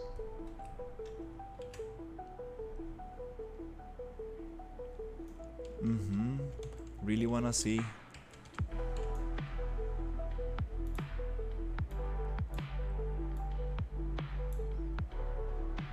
Cause 23K viewers. what are you? That is crazy. You Accidentally closed browser. what are you talking about, Neon?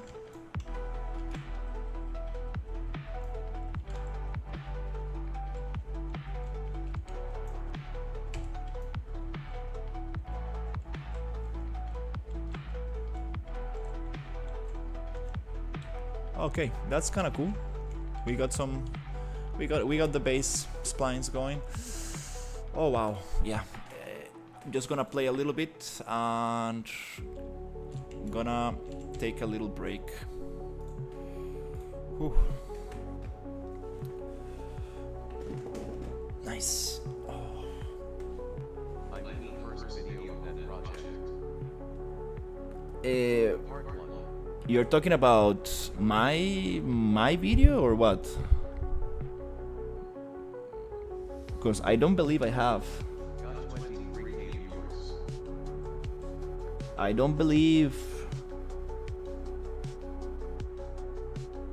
I got any video with 23K views on it.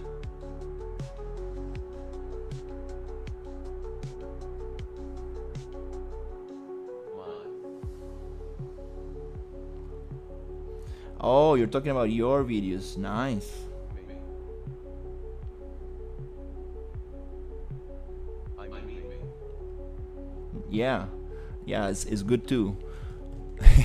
It's good to be specific about that because it's a little confusing to understand what are you talking about.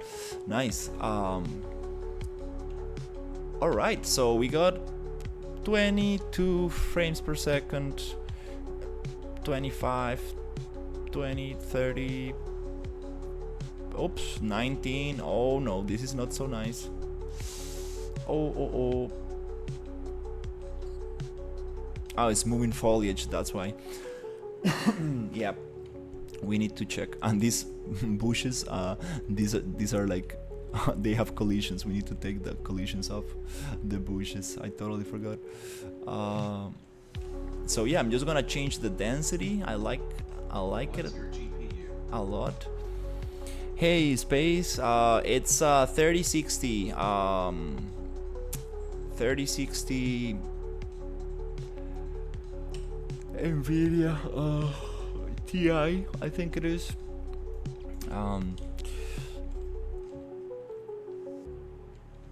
Not the strongest, but pretty good. All right, pretty happy with this. Okay, let's see here. Rawr. Yeah, I want to. It will be nice to take these vines and decimate them and turn them into like the low poly style from Cinti. That will be super cool to get all these on the same style, which is totally possible. Let's just spawn all the PCG graphs and see how things look like. Okay, let's go burn forest, activate it right here.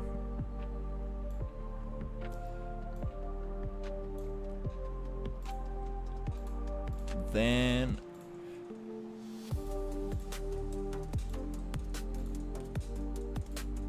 let's get the green jungle. Splined.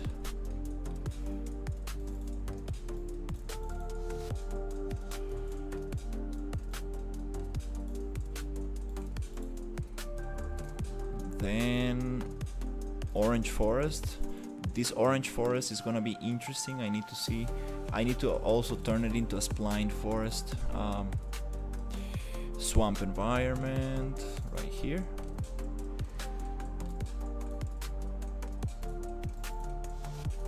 Cool.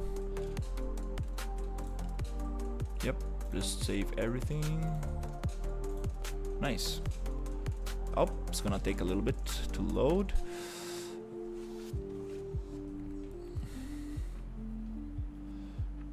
Yeah, that forest is a little bit too lush. We wanna cut it out a little bit, the density and stuff. But we got most of the things Okay, done. the game I'm working on in Unreal has to run on a GTX 970. Long story short, I've been optimizing for days. Yeah, it's good. That's very good because not everybody has a very like beefy computer, right? Like, we will need to do serious optimization for this game, like very serious optimization for this game. It's not gonna be easy to make this actually workable for everybody. We need to find out how can we save on performance. So it's good that you have a not so strong video card, right? So you can actually start optimizing. That's actually very, very positive thing if you think about. Oh, this is too lush. Oh my god, I need to change this. Also, we're gonna change the vegetation here. There's so much to do in this island. We got a lot of changes. A lot of changes coming up. But yeah, today was good progress. We got the shape of the island. Yesterday I worked on the shape. Now it looks like a snake dragon kind of thing. Let me see. Boop. A Wi-Fi computer. In Germany, they once released a freeware game called Wi-Fi Roll Action in Hollywood.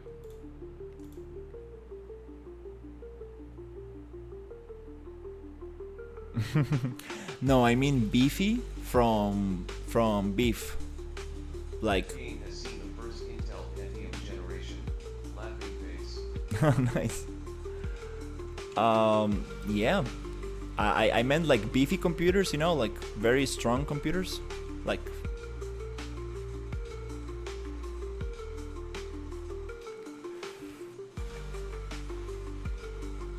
Nice, nice. I wanna get this other water. We can get rid of that water and that waterfall. This waterfall is kind of nice. Maybe we can change the materials. Here we got some weird stuff happening. Yeah, this area I need to rework a little bit. Well, it's basically just. Yeah, I need to rework this little. It's gonna be actually like a town. We need to change a lot of things there, but yeah, pretty nice. Actually, here, okay, I see. I'm not gonna, yeah, I'm just gonna cut it here because I need to take a break and continue with the other project. So I'm just gonna. That's too dense as well.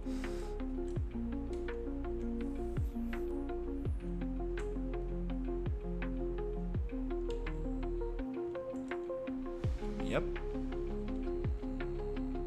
I don't like these trees too much. I like this color better. Let me see what's going on here.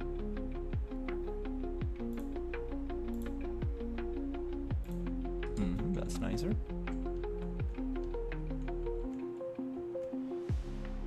Well, I had a 4080, but it melted. The RAM shifted after 4 months, so I went back to my 970. Oh no, you got the melted problem. No, I heard about that. Damn, that sucks.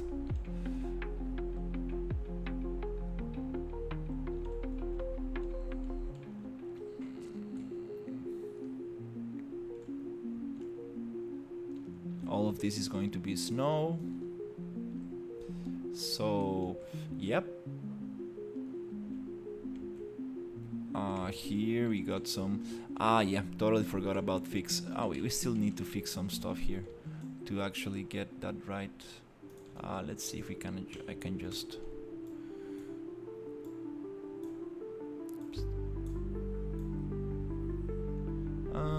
That's okay. I'm just gonna do it with the landscape actually.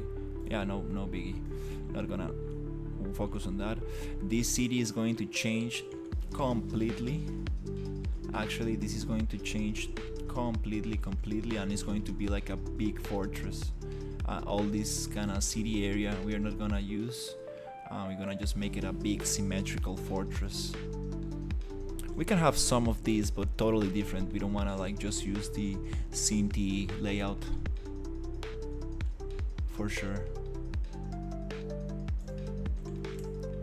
It's just was a quick placement. Okay, yeah, still got some issues with the landscape. Still got some areas that are not looking so nice. Here I want maybe to open up a little bit so the river can go through here. This thing, yeah, I still need a little touches, but it's much better than yesterday.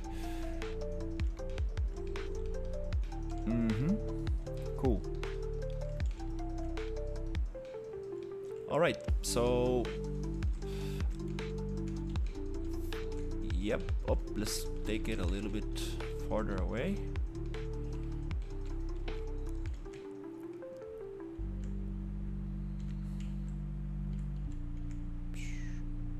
That's kind of nice.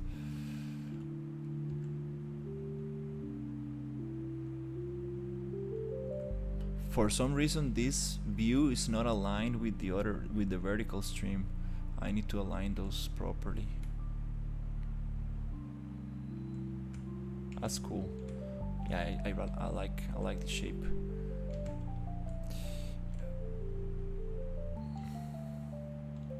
Pretty cool world actually. Like I'm pretty happy getting closer to. Just really want to populate all these areas and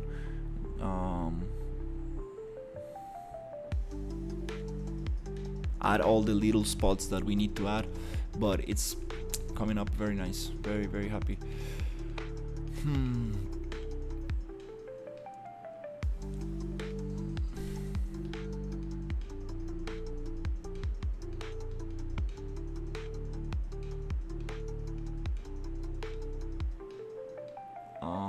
Yeah.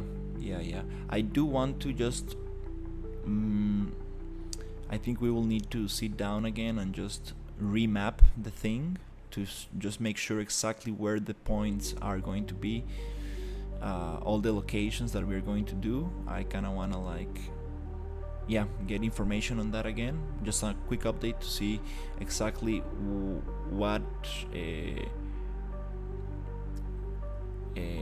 areas are we going to be working on, because we got a monastery, we got this we're gonna have a little island right here, which I know is very important. We're gonna have underground city, which I think I already started building.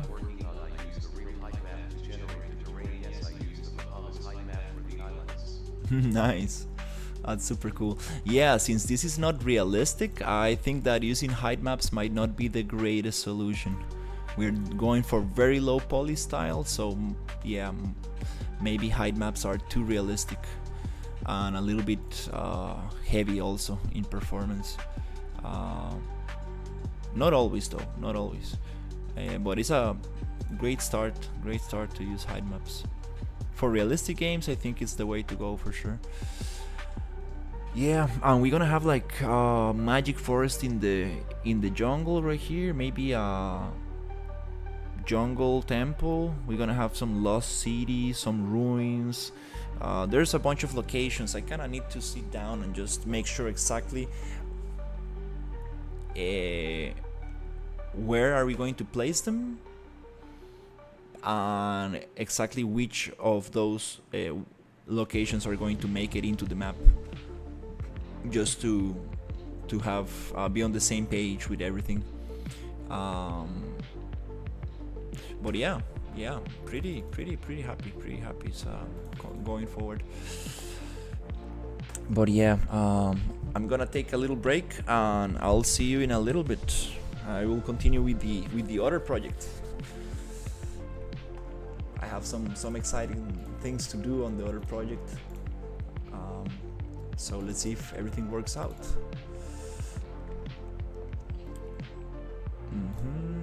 Let's see, cloud. Nice.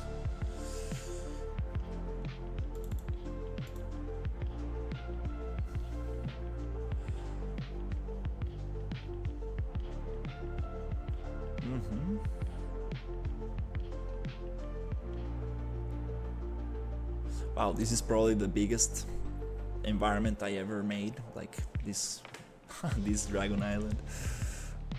So happy. I'm learning a lot.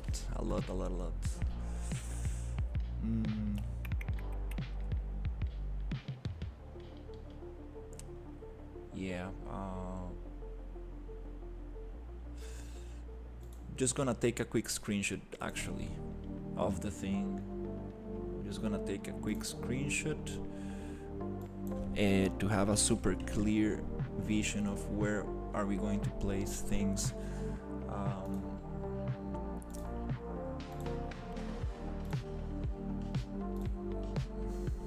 And then maybe take the skylight or sky atmosphere, maybe this one, H and H. What else? I appreciate it so much. There's something I used to hide to make it look super crispy. I totally forgot what it was. Is it like the fog? I think it was the fog that I used to hide. Where is it?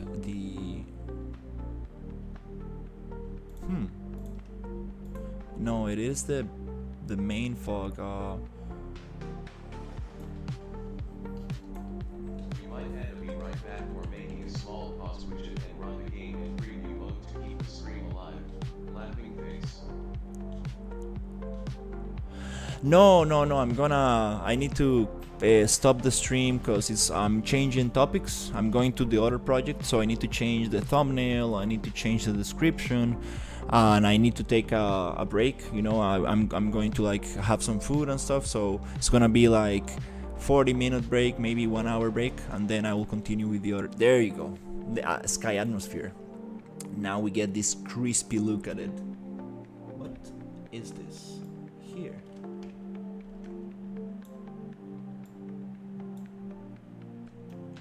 Oh, this is our clouds, okay. And here I do have some stuff. Pirate ships. Okay, we got 2 pirate ships just floating around here. See, that's nice. Just hide them. There you go. There you go. Let's go back to not here, but there you go. Yeah. Now it looks super. I like how it looks right now. It's just like super crispy clean.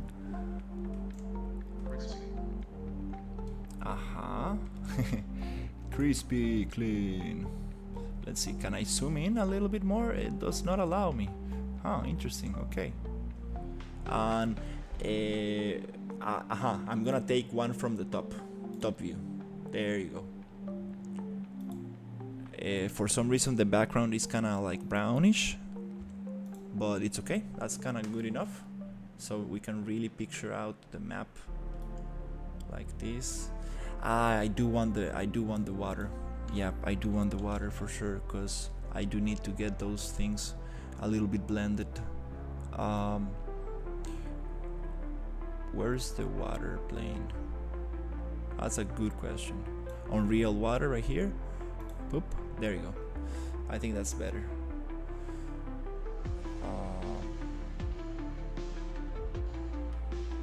Yeah, let me just take one like that, so I can place all the other things. all the other points, and then one without the water because it looks super nice, and also one in perspective to have a black background. Maybe not the best idea, but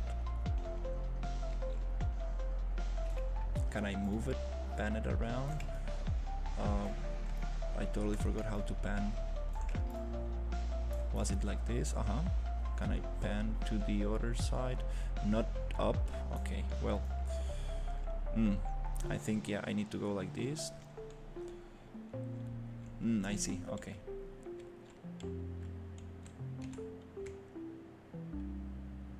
A little bit of a more perspective view on it. Oh, we're getting some weird stuff right here. Let me just try something. What if I go to screen resolution and just bust this up? Okay. Oof. All right. Now it's gonna, my computer is gonna like be very. Oh, nice. It actually got the resolution right here. Nice.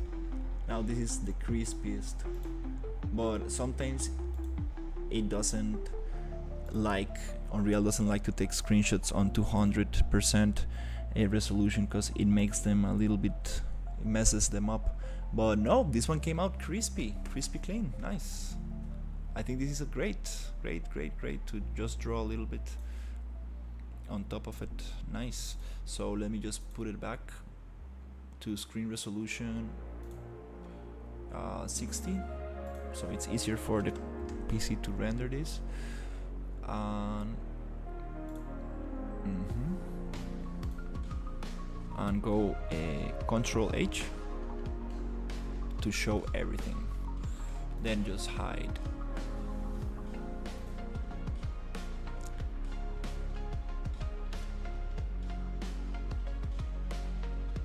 The dragon shape. Cool. Yep, that's nice. And we're gonna leave it right there. Oof, the computer, yeah, that doesn't really like when you change it, the screen resolution. It goes very laggy. Oof, okay, well, now we can actually just save it here, save it there, make sure everything's nice. And I do need to back this project up. I haven't made a backup in a long time. We just want to make sure everything's nice and saved. So yeah, okay, thank you so much for watching, guys, and I should be back in a little bit.